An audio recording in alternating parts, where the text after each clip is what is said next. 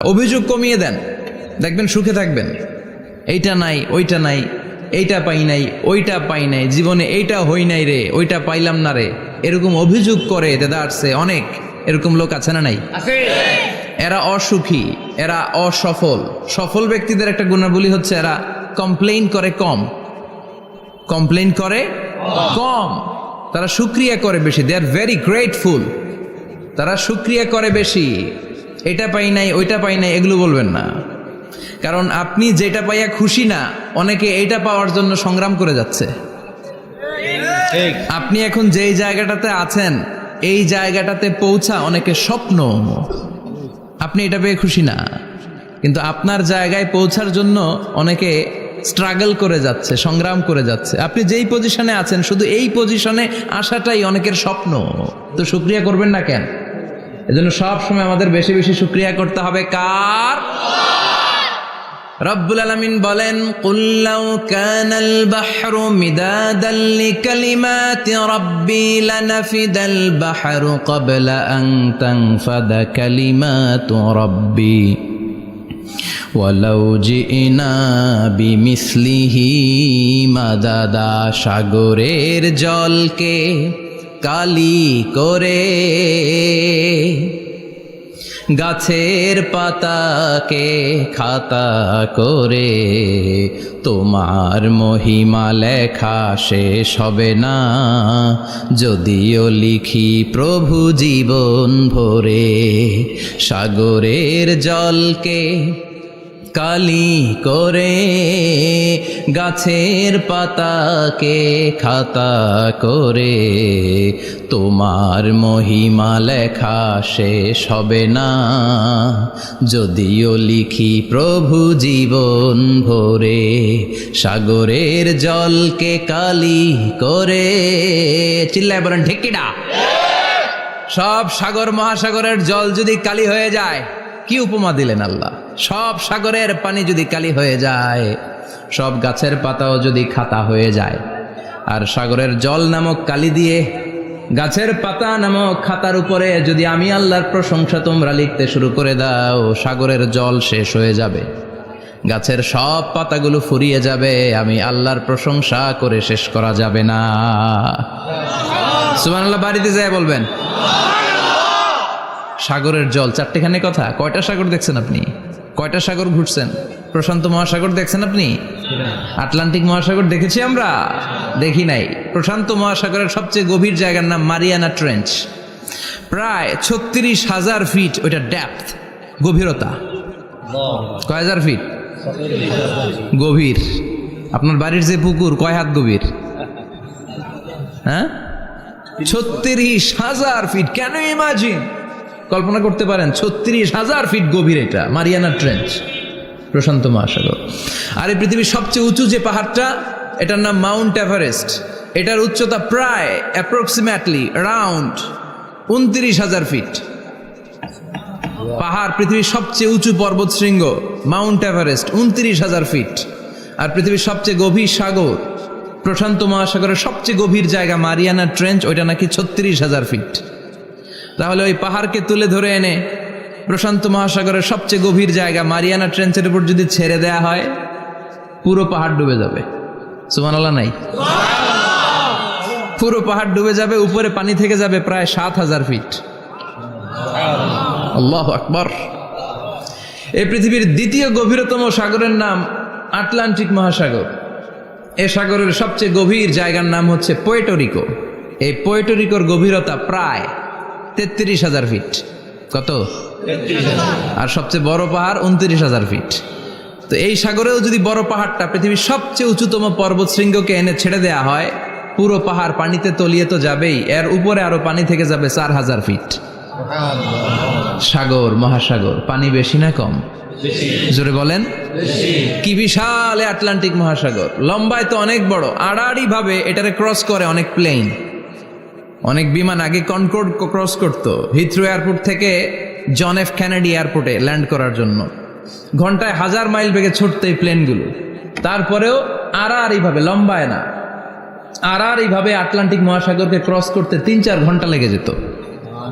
Plane যদি ঘন্টায় চলে 1000 মাইল বেগে, আর আটলান্টিক মহাসাগরের পাশ যেটা প্রশস্ত, এটা ক্রস করতে যদি 3 ঘন্টা লাগে, তাহলে পাশে কয় হাজার কিলোমিটার? 3000 কিলোমিটার। সুবহানাল্লাহ কইবেন না? এত বিশাল বিশাল সাগর। সাগর কি, মহাসাগর কি এই দুইটা, যে প্রশান্ত আর আটলান্টিক? না, ভারত মহাসাগর, উত্তর মহাসাগর, দক্ষিণ মহাসাগর, বঙ্গোপসাগর, কৃষ্ণ সাগর, ভূমধ্য সাগর, লোহিত সাগর, চায়না সাগর, শত শত সাগরে ভরপুর মহাবিশ্ব। এই সব সাগরের পানি যদি কালি হয়ে যায়, কি হয়ে যায়? আর পৃথিবীতে যত গাছ আছে সব গাছের পাতা যদি খাতা হয়ে যায়, গাছ কয়টা আছে কুমিল্লায়? হ্যাঁ, অভাব নাই। তো কুমিল্লাতেই যদি অভাব নাই, তাহলে আফ্রিকার জঙ্গলের কি অবস্থা? কি পরিমাণে গাছ, বৃক্ষরাজি আল্লাহ তৈরি করেছেন। এই সব গাছের পাতা যদি এরকম খাতা হয়ে যায়, আর এই সাগরের জল নামক কালি দিয়ে যদি এই খাতায় আল্লাহর জিকির লিখতে শুরু করেন, প্রশংসা লিখতে শুরু করেন, গাছের পাতাও শেষ, সাগরের পানিও শেষ, শেষ হবে না আল্লাহর জিকির আর প্রশংসা করেন। আল্লাহু আকবার। এজন্য সব সময় প্রশংসা করতে হবে একজন সত্তার, তিনি কে? সে আল্লাহ বললেন, হুয়াল আউয়ালু ওয়াল আখিরু ওয়াজ যাহিরু ওয়াল বাতিন ওয়া হুয়া বিকুল্লি শাইইন আলিম। আল্লাহ বললেন, আমার প্রশংসা করবি না কেন? আমি সবার প্রথমে, আমি সবার শেষে, আমি প্রকাশ্যে, আমি গোপনে। কার কথা? আল্লাহ। প্রথমে কে? আল্লাহ। জোরে বলেন, আল্লাহ। প্রথমে আল্লাহ আল্লাহ, শেষেও আল্লাহ আল্লাহ, আকাশে আল্লাহ আল্লাহ, জমিনে আল্লাহ আল্লাহ। পড়েন পড়েন, প্রথমে আল্লাহ আল্লাহ, শেষেও আল্লাহ আল্লাহ, আকাশে আল্লাহ আল্লাহ, জমিনে আল্লাহ আল্লাহ। আবার পড়েন, প্রথমে শেষেও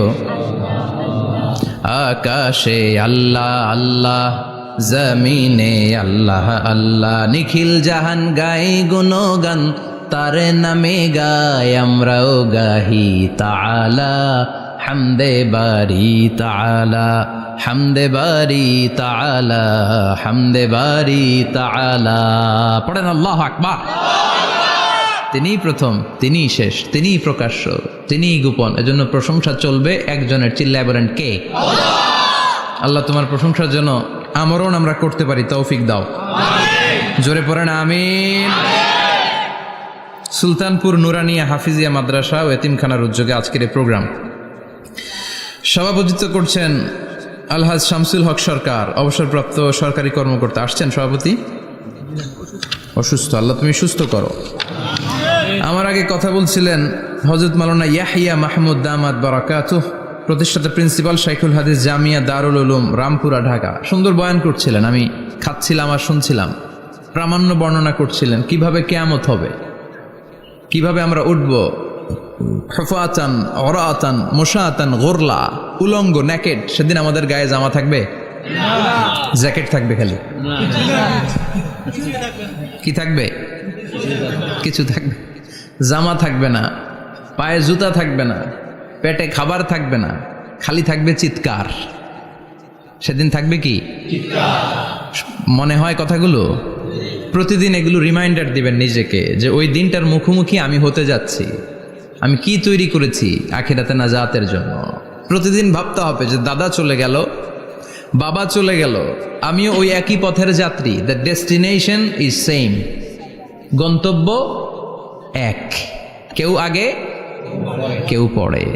এটাই ওয়াজ, এটাই দামি ওয়াজ। এটা মনে রাখলেই মানুষ আর চুরি করতে পারে না, মিথ্যা বলতে পারে না, ইফটিজিং করতে পারে না, পরকিয়া করতে পারে না, মতের বিরুদ্ধে গেলে তারে রামদা দিয়ে কোপাইতে পারে না। চিল্লা এখন ঠিক কিনা? এটাই হচ্ছে ইসলাম। আখিরাতের স্মরণ, যিকরাদ্দার, চলে যেতে হবে। ছোট্ট আছি, বড় হব। এই যে দাড়ি পাকা মুরব্বীরা যারা আছেন, ওনার মায়ের পেট থেকে তো এরকম সাদা দাড়ি নিয়ে বেরিয়েছিল না? ছোট্ট বাচ্চা হয়ে এসেছিল, ওনারা ওয়া ওয়া করে কেঁদেছে। শৈশব, কৈশোর, যৌবন, প্রৌঢ়ত্ব, বার্ধক্য, বয়সের ভার, চুল আর দাড়ির শুভ্রতা। আগে ছিল সিঙ্গেল, হয়েছে ডবল, এরপর হয়েছে মেয়ের বাপ, এরপরে শ্বশুর, এরপরে নানা। This is the circle of life. এটাই সার্কেল, রাউন্ড, এভাবে ঘুরে আবার চলে যেতে হবে। এই চিন্তাটা যদি মাথায় থাকে, ওই লোক টেন্ডারবাজি করতে পারে? চাঁদাবাজি, ইফটিজিং, মিথ্যা বলতে পারে, যৌতুক খেতে পারে? এজন্য সব সময় give yourself the reminder of আখিরা। আখিরাতের রিমাইন্ডার নিজে দেন। অন্যায় হয়ে গেলে, ভুল হয়ে গেলে রিমাইন্ডার দেন যে থাকতে আসি নাই, চলে যাব। কেউ থাকতে পারে নাই, নবীরাও পারে নাই। যেই মালাকুল মাউত রুহু কবজ করে, ওই ফেরেশতা থাকতে পারছে? চলে গেছে। আমাদেরকে চলে যেতে হবে। আল্লাহ বুঝার তৌফিক দাও। তো উনি এগুলো নিয়ে দেখলাম কথা বলছিল, চমৎকার বলছিল। এরকম ভালো আলেমদের দাওয়াত দেওয়া উচিত, যারা কিচ্ছা কাহিনী না বলে কনস্ট্রাকটিভ কথা বলে। কিছু শিখে যাওয়া যায়, কিছু জেনে যাওয়া যায়। পুঁজির বোঝাটা হালকা না, ভারী করা যায়, ঠিক কি না? আল্লাহ আমাদেরকে তৌফিক দান করুক। উনি যা বললেন আমরা যেন আমল করতে পারি। আরো অনেকে কথা বলেছেন, যারাই বলেছেন নিঃসন্দেহে কোরআন থেকে বলেছেন। আমরা চাই এই কোরআনের কথা ছড়িয়ে পড়ুক শহর, গ্রাম, বন্দর, বিশ্বের আনাচে কানাচে, সব জায়গায়। রাজি আছেন তো? কোরআন দিয়ে দেশ চলুক আমরা চাই না? কোরআন দিয়ে সমাজ চলুক আমরা চাই না? কোরআনের ভেতরে সব সমস্যার সমাধান দিয়েছে কে? আল্লাহ। সমাধান চাও যদি জীবনে মরণে, ফিরে যাও খুঁজে নাও, চোখ রাখো কোরআনে। পড়েন সবাই, সমাধান ফিরে যাও খুঁজে নাও, চোখ রাখো কোরআনে। If you want the solution this দুনিয়ায় নাখিরা, go back, have a look to the holy কোরআনে। ঠিক কিনা? Go back, sit down and have a look to the Quran. বসো, ঠান্ডা মাথায় দেখো কোরআনে কি বলেছে আল্লাহ। প্রবলেম সলভিং মেথোডোলজি, সব সমস্যার সমাধান এই কোরআনে আছে না নাই? এই কোরআনের মজলিসে আজকে আসতে বসতে পেরে খুশি না বেজার? কম না বেশি? আসুন আমরা আল্লাহর দরবারে শুকরিয়া জানাই আর পড়ি আলহামদুলিল্লাহ। প্রাণটা খুলে পড়েন আলহামদুলিল্লাহ। আল্লাহর একটা ডাক দেন, বলেন ইয়া আল্লাহ। আরো জোরে পড়েন ইয়া আল্লাহ। আল্লাহ তুমি কবুল করো। আমরা সরাসরি এই বইটা থেকে এখন কথা শুনবো। এই দেখেন, পৃথিবীর কোনো বইয়ে এত ময়লা থাকে না যত ময়লা থাকে কোরআনে। কারণ সমাধান দিবে তো, এজন্য ময়লা টয়লা নিয়ে সব সমাধান করে ফেলবে কোরআন। যত জায়গায় তাফসির করতে যাই ধুলাবালি মিশে থাকে। Quran for not your bookshelf, Quran is for your সেলফ। কোরআন আপনার বুক সেলফের জন্য না, কোরআন আপনার জন্য। আমরা বুক সেলফে রাখি, তাও নিচের থাকে না, উপরের থাকে, যাতে কেউ নাগাল না পায়। এরকম ডাকাইতে আছে না নাই? কোরআনের সাথে অ্যাটাচমেন্ট বাড়াতে হবে। You have to increase your attachment with the holy Quran. এটা এনলাইটেন করতে এসেছে আপনার জীবনকে, আলোকিত। এই যে আমরা কোরআনের উপর আলোকপাত করি না, এটা এনলাইটেন করে, আলো বিচ্ছুরিত করে, আপনার জীবনকে উজালা করবে। এজন্য কোরআনের সাথে সম্পর্ক বাড়াতে হবে, শুদ্ধভাবে পড়তে জানতে হবে, অর্থ জানতে হবে। আল্লাহ কি বলেছেন জানতে মনে চায় না? আসুন আমরা জানার চেষ্টা করি। আল্লাহ তুমি তৌফিক দাও, পড়েন আমিন। আমি আপনাদের খেদমতে সূরা ইয়াসিন থেকে তেলাওয়াত করছি, টের পাইছেন? ইয়াসিন মুখস্থ আছে কার কার? আর উঠবে না হাত? মাশাআল্লাহ। অর্ধেক মুখস্থ আছে কার দেখি? আচ্ছা, প্রথম 5 আয়াত মুখস্থ আছে কার? আচ্ছা, এই সূরার নাম আজকে প্রথম শুনছেন কে কে? হাত তোলেন।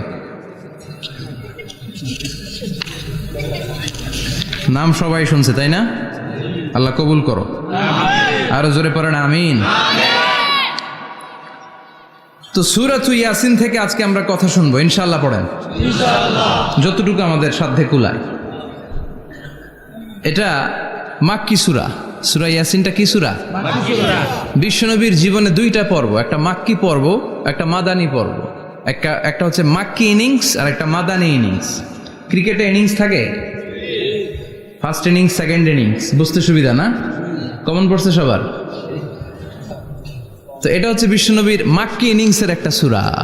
মাক্কি ইনিংসের বৈশিষ্ট্য হচ্ছে বিশ্বনবী তাওহীদের দাওয়াত দিয়েছেন, রিসালাতের দাওয়াত দিয়েছেন, আখিরাতের কথা বলেছেন, একটু নরম নরম কথা বলেছেন। কারণ চারদিকে খালি মাইর। চারদিকে কি কোরআনের কথা বললে মাইর আছে না? মার খেতে হয়, বকা শুনতে হয়, ঝুঁকি নিয়ে কথা বলতে হয়। চিল্লা এখন ঠিক কিনা? বিশ্বনবীরে বলা হলো এগুলো ছেড়ে দেন, এগুলো ছেড়ে দেন। সুন্দরী নারী দেব, টাকার পাহাড় দেব, ক্ষমতার চেয়ারে বসিয়ে দেব, সব দিব। এই হচ্ছে আমাদের 3 দফা। নারী দিব, সম্পদ দিব, ক্ষমতা দিব। বিষ্ণু বললেন আমার খালি 1 দফা। আমার কয় দফা? 1 দফা। লা ওয়াদাউ আশ-শামসা ফি ইয়ামিনি, সূর্য যদি ডান হাতেও দাও, ওয়াল কামারা ফি ইয়াসারি, চন্দ্র যদি বাঁ হাতেও দাও, এই কালেমার দাওয়াত থেকে 1 হাতও আমারে পিছনে নেওয়া যাবে না। চিল্লা এখন ঠিক কিনা? মুমিন কখনো ভয় পায় না, মুমিন কখনো পিছু হটে না, মুমিন স্ট্র্যাটেজি চেঞ্জ করে, মুমিন কৌশলী হয়। এই রাস্তা দিয়ে যাওয়া যায় না, বৈশা বৈশা কেঁদে লাভ নাই, রাস্তা আরেকটা খুঁজতে হবে, আরেকটা রাস্তা বানায় নিতে হবে। এটাই হচ্ছে মুমিনের বৈশিষ্ট্য। আল্লাহ তুমি বোঝার তৌফিক দাও। তো বিশ্বনবীর মাক্কি ইনিংসের খেলার সিস্টেম ছিল ঠ্যাক দিয়ে খেলতেন। ক্রিকেটে কি বলে যে উইকেট বাঁচায় খেলতে হবে, তোমার উইকেট যাতে পড়ে না যায়, তো ঠেকায় ঠেকায় খেলে। তো বিশ্বনবী ঠেকায় ঠেকায় খেলছেন, আর 4 ছক্কা মারছে সব মাদানি ইনিংসে। সুবহানাল্লাহ নাই? মাদানি ইনিংসে বিশ্বনবী গর্জে উঠলেন, জ্বলে উঠলেন আপন শক্তিতে। রবি না? তো বিশ্বনবী মাদানি ইনিংসে যেটা করেছেন সেটা হচ্ছে সমাজ সংস্কার করেছেন। He was a very good reformer of the society, as a father, as a husband, as a reformer of the society, as a lawgiver, as a lawmaker, as a commander, and as a messenger. Muhammad is the Superman of the world. স্বামী হিসেবে, বাবা হিসেবে, নেতা হিসেবে, নবী হিসেবে, সমাজ সংস্কারক হিসেবে, আইন প্রণেতা হিসেবে মুহাম্মদ হচ্ছেন এই পৃথিবীর জন্য সুপারম্যান। তার কোনো তুলনা হয় না, বিশ্বনবীর কোনো তুলনা হয় না। Beyondless, boundless, bottomless. তারা নিয়ে কথা বলতে গেলে সময় ফুরায় যাবে, মাইকের ব্যাটারি শেষ হয়ে যাবে, মাগার কথা শেষ হবে না। এজন্য ওনার জীবনের ক্ষেত্রে বলা হয় বিয়ন্ডলেস, বাউন্ডলেস, বটমলেস। অসাধারণ ব্যক্তিত্ব, সুপার ক্যালিফ্রাজিলিস্টিক এক্সপিয়ালিডোসাস, অসাধারণ, যার কোনো তুলনা হয় না, এক্সেলেন্ট, আনপ্যারালাল। মাদানী জীবনে উনি সশস্ত্র সংগ্রাম করলেন, সংস্কার করলেন সমাজটাকে, সেনাবাহিনী বানালেন। তখন আর নরম নরম ভাবে খেলে নাই, গরম ভাবে খেলেছে। এটা হচ্ছে ইমানের দাবি। মুমিনরা কৌশলী হয়, যখন যে পরিস্থিতি, ওই পরিস্থিতির সাথে তাদের স্ট্র্যাটেজি তারা পাল্টায়। তো বিশ্বনবীর মাদানী ইনিংসে এই সূরা নাজিল হয়নি, হয়েছে মাক্কি ইনিংসে, মাক্কি সূরা। এই সূরার অনেক ফজিলত, ছোটবেলা থেকেই সূরা ইয়াসিনের অনেক ফজিলতের কথা আমরা শুনেছি না? বিষ্ণু বলেছেন ইন্না লিকুল্লি শাইইন কলবান ওয়া কলবুল কোরআনি সূরাতু ইয়াসিন। সব জিনিসের একটা কলব আছে, হৃদয় আছে, অন্তর আছে, আর কোরআনের কলবের নাম হচ্ছে সূরা ইয়াসিন। বিষ্ণু বললেন ইন্না লিকুল্লি শাইইন কলবান, সব জিনিসের একটা কলব আছে। ওয়া ইন্না কলবাল কোরআনি সূরাতু ইয়াসিন, আর কোরআনের কলবের নাম হলো সূরাতু ইয়াসিন। মান ক্বারাআ সূরাতা ইয়াসিন মাররা ওয়াহিদা, একবার সূরাতু ইয়াসিন তেলাওয়াত করলে 10 পারা কোরআন খতমের সওয়াব হয়ে যায়। বিষ্ণু বলতেন ইন্না ফিল জাসাদি মুদগা, দেহে একটা গোশতের টুকরা আছে, ইযা সালুহাত সালুহাল জাসাদু কুল্লু, এই দেহের গোশতের টুকরা যদি ভালো হয়ে যায় পুরো দেহটারে ভালো করে দেয় কে? আল্লাহ। এই দেহের গোশতের টুকরাটা যদি পচে যায় পুরো দেহটারে নষ্ট করে দেয় কে? আল্লাহ। বিশ্বনবী বললেন আলা ওয়াহিয়াল কলব, ওই টুকরাটার নাম হলো কলব। টুকরাটার নাম কি? কলব। এজন্য কলবের মধ্যে আল্লাহর জিকির বসাইতে হবে। কি বসাবেন? জিকির। নাকি আয়না বসাবেন? আয়না বসায় না? আয়না বসাইয়া দে মোর দয়াল বাবা, কেবলা কাবা, সব মুখস্থ। আয়না বসাইয়া দে মোর, নবীর কলবে আয়না বসায় নাই নবী। সেদিন আবু বকর, ওমর ফারুক, কেউ আয়না বসাইছে? আবু হানিফা, শাফিঈ, এরা কলবের মধ্যে আয়না বসাইছে? বসাইছে জিকির। চিল্লায় বলেন বসাইছে কি?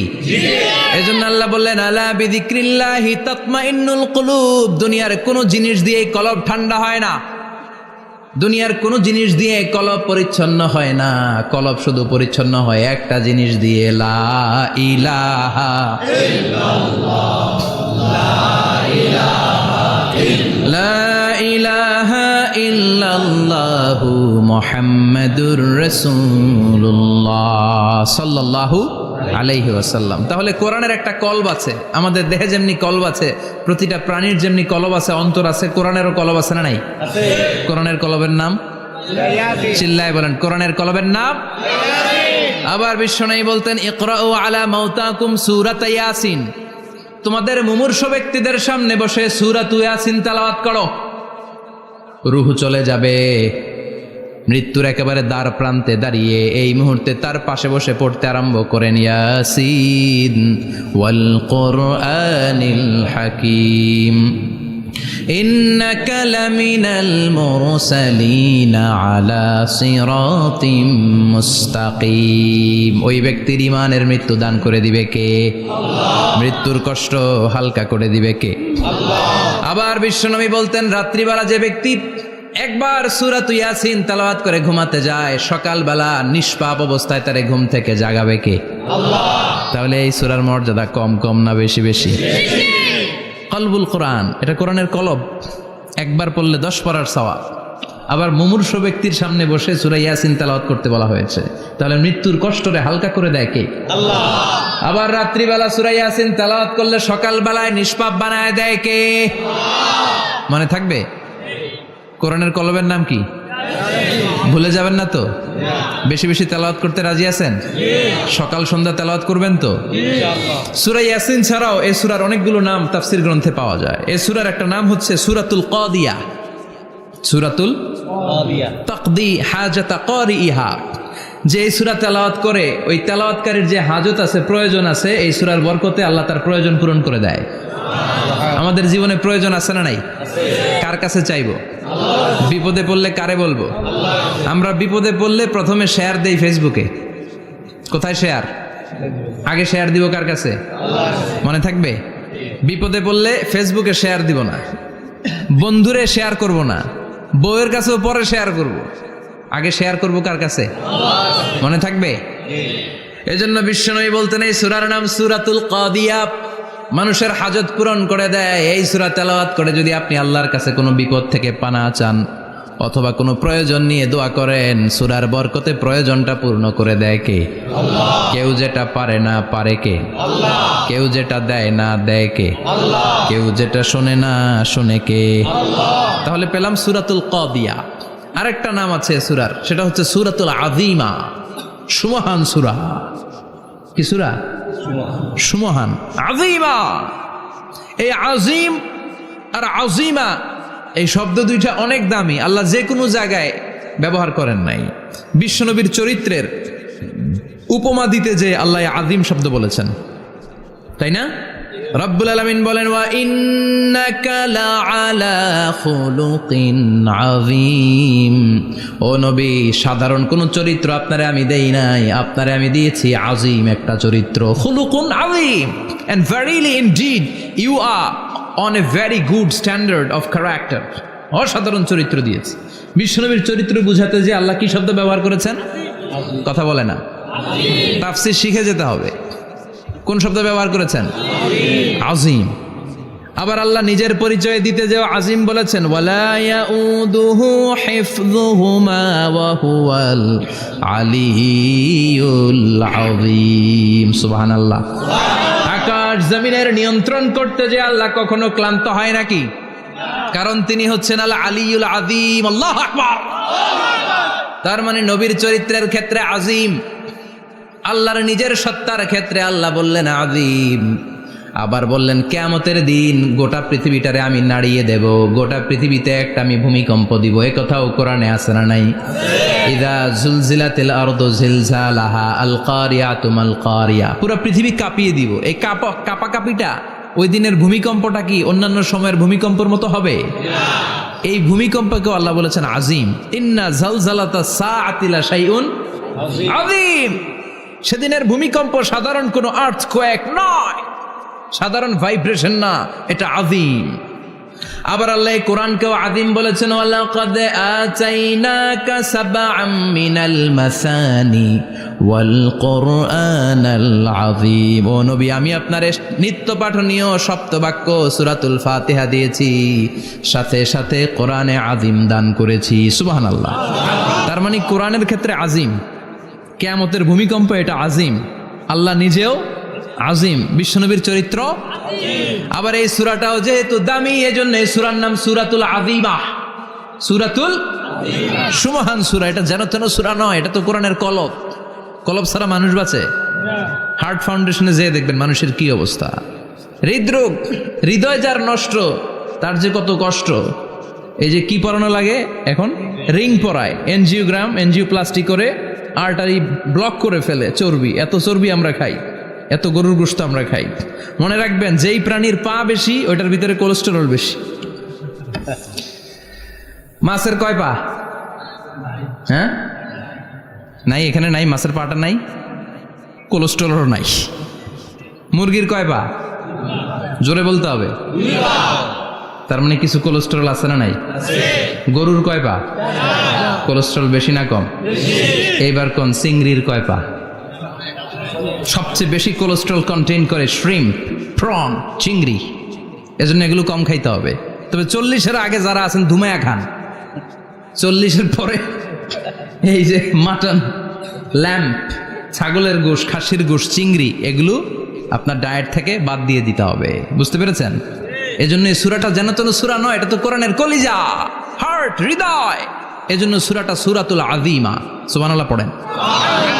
তার মানে 1 নম্বরে পেলাম সূরাতুল কাদিয়াহ, 2 নম্বরে পেলাম সূরাতুল আযীমা, 3 নম্বরে সূরার আরেক নাম হলো সূরাতুল মুইম্মা।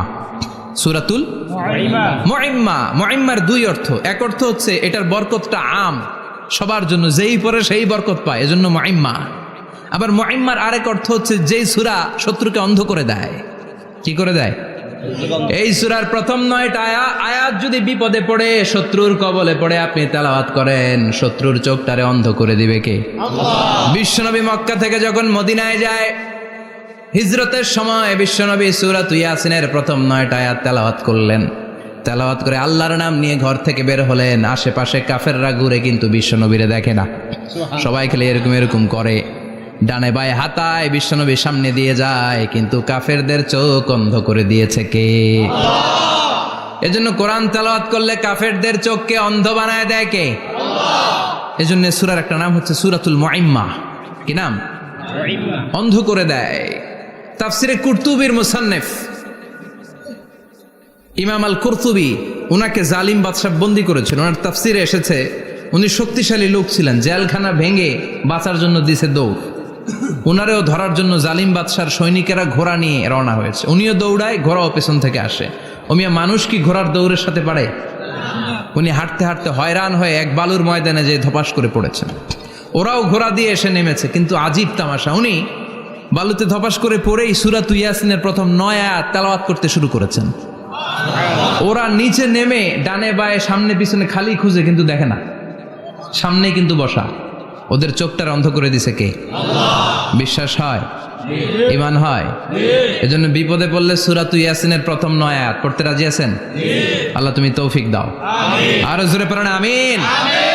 এজন্য আল্লাহ চমৎকার ভাবে এই সূরাটা শুরু করে দিলেন। 2টা কাটা অক্ষর দিয়ে আল্লাহ বললেন, ইয়াসিন ওয়াল কুরআনিল হাকীম ইন্নাকা লামিনাল মুরসালিন আলা সিরাতিম মুস্তাকিম। পড়েন সুবহানাল্লাহ।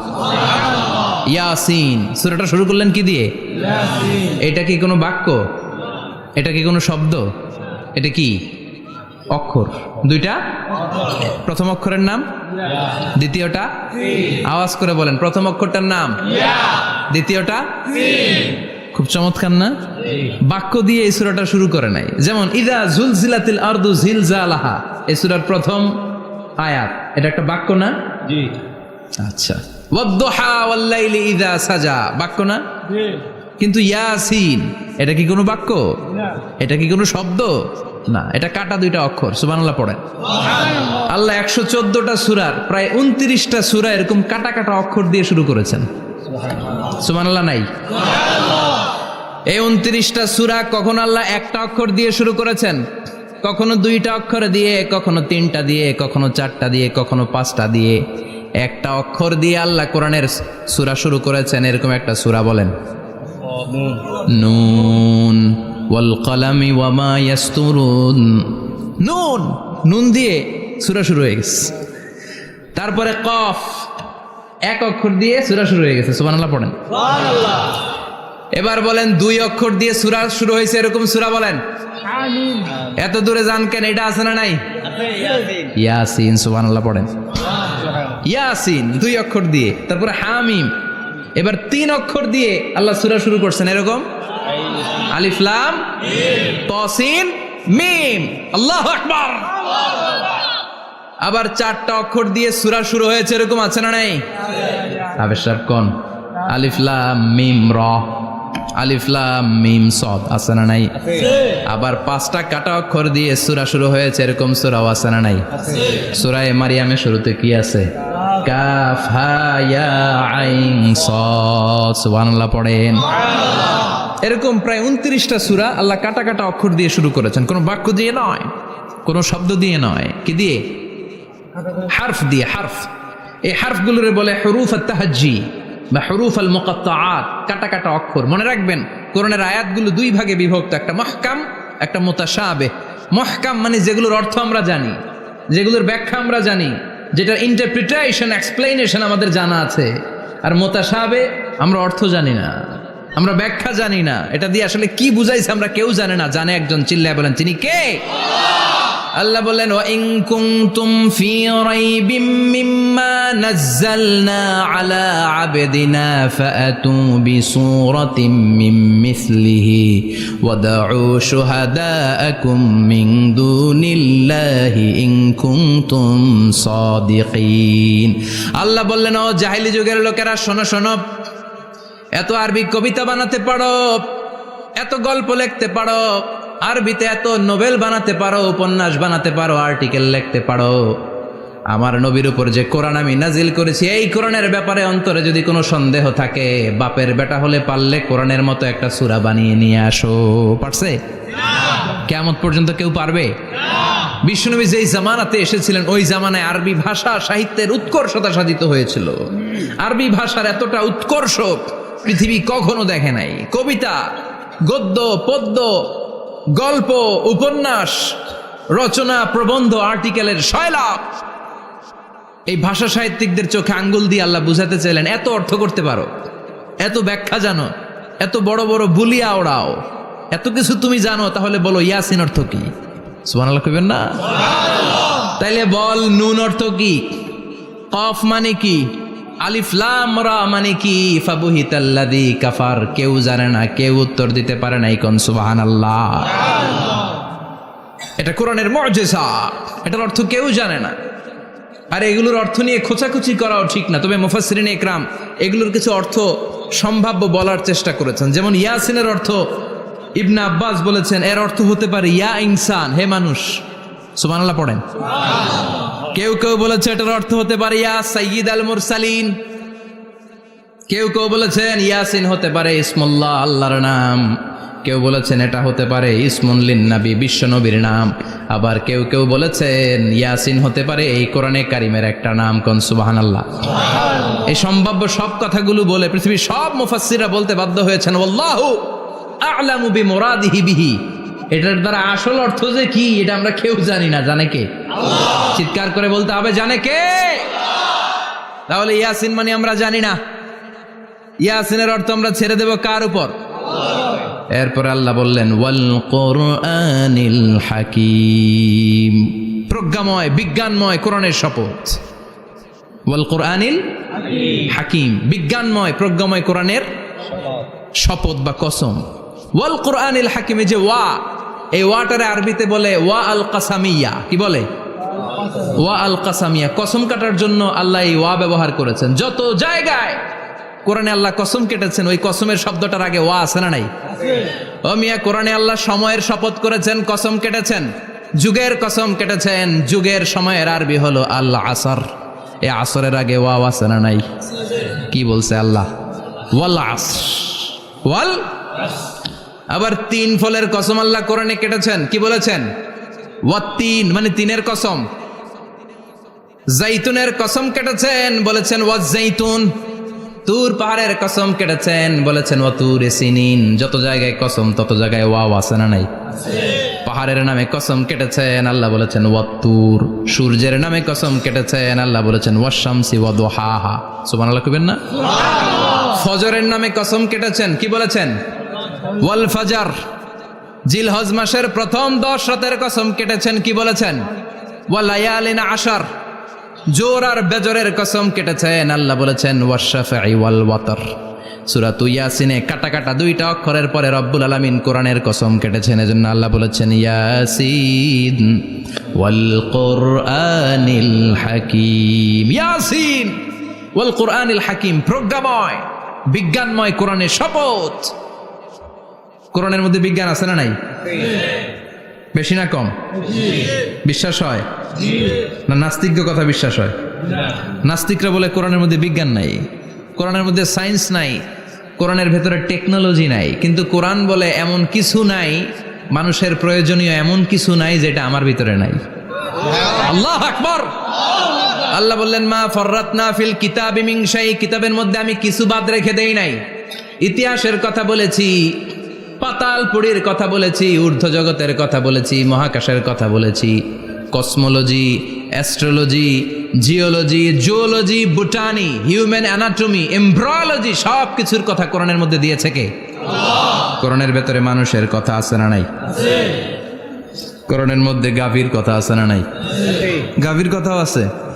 কই আছে?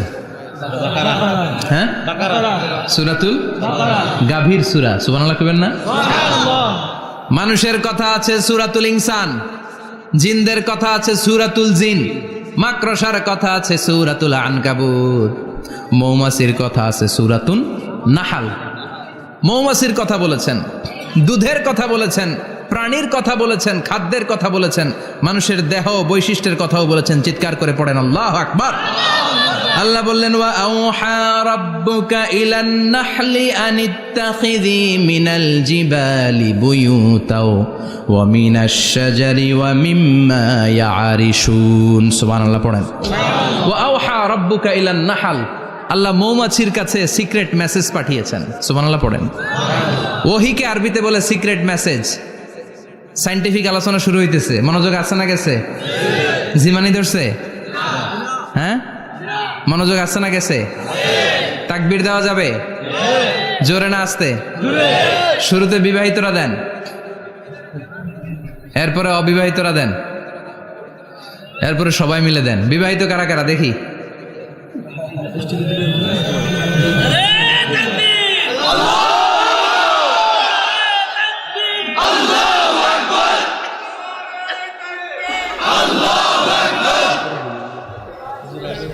বিবাহিতরা অবিবাহিতরা দিবেন না? শুরুতে বিবাহিতরা দেন, তারপরে অবিবাহিতরা দেন, তারপরে সবাই মিলে দেন। বিবাহিতরা রেডি? দেখবো কাদের গলায় জোর বেশি। দেখি দেখি, বিবাহিতরা দেন লিল্লাহি তাকবীর। মাশাআল্লাহ। এবার অবিবাহিতরা রেডি? আওয়াজ নাই, হেরে যাবে আজকে, হেরে যাবে। রেডি? তাকবীর দাও, লিল্লাহি তাকবীর।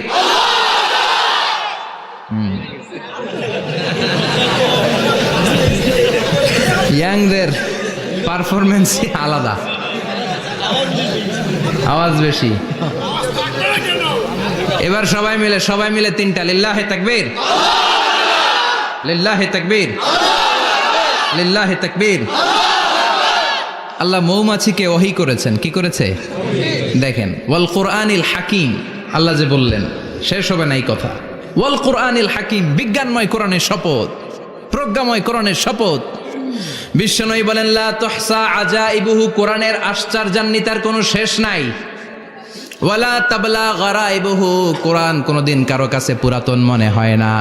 ফিহি মাসাবিহুল হুদা, কোরআনের মধ্যে আছে হেদায়েতের মশাল। ওয়া মানারুল হিকমা, কোরআন হলো বিজ্ঞানের সুউচ্চ মিনার। লা তুহসা আজাইবুহু, কোরআনের আশ্চর্যান্বিতার শেষ নাই। যতই পড়বেন আপনি আশ্চর্য হয়ে যাবেন, যতই স্টাডি করবেন, যতই অধ্যয়ন করবেন, আপনার চোখকে খুলে দিবে কে? আল্লাহ। ওয়ালা তাবলা গরাইবহু, কোরআন কখনো পুরাতন হয় না। পুরান হয় নাকি?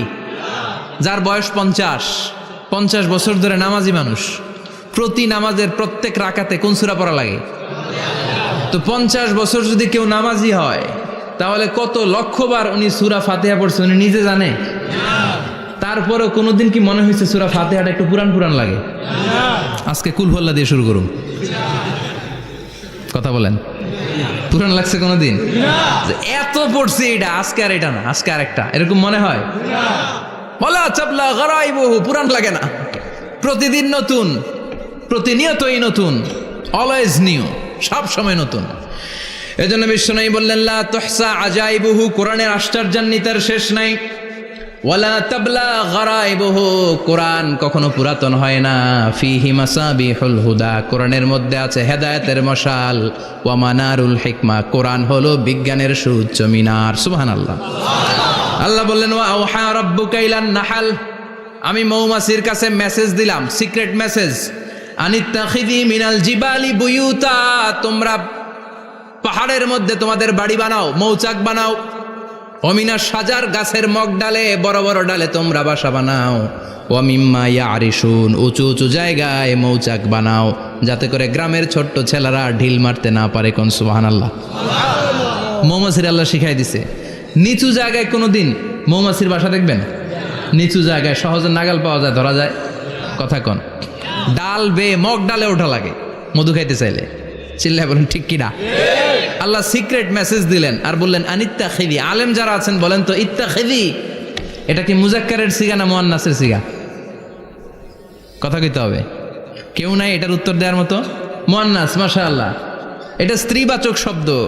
আল্লাহ মৌমাছিকে যে মেসেজ করছে পুরুষ মৌমাছিরে কয় নাই, এটা নারী মৌমাছিরে কইছে। চিল্লা এখন সুবহানাল্লাহ। এখন গবেষণা করে দেখা গিয়েছে, কার্ল ভন ফ্রিচ একজন অস্ট্রিয়ান বিজ্ঞানী, উনি এটা নিয়ে গবেষণা করে 73 সালে 1973-তে নোবেল পেয়ে গেছে। এই আয়াতের উপর গবেষণা করে আল্লাহ কেমন করে সিক্রেট মেসেজ দিয়েছেন, কেমন করে মৌমাছি মৌচাকের বাসা বাঁধে, কেমন করে মধু আহরিত হয়, এটার উপর গবেষণা করে উনি একটা বই লিখেছেন, দ্য ডান্সিং বিজ। নেচে যাওয়া মৌমাছিগুলো, নাচতে নাচতে যেতে থাকা মৌমাছিগুলোর উপর একটা বই লিখে, দ্য ডান্সিং বিজ লিখে উনি নোবেল প্রাইজ পেয়েছেন এই মধুর উপরে। চিল্লায় পড়েন আল্লাহু আকবার।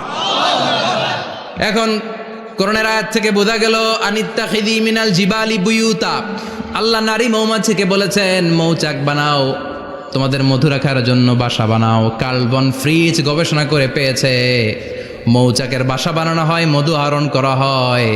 যেই মৌমাছিটা নেতৃত্ব দেয় এটা পুরুষ মৌমাছি নয়, এটা হলো মহিলা মৌমাছি। কোন সুবহানাল্লাহ।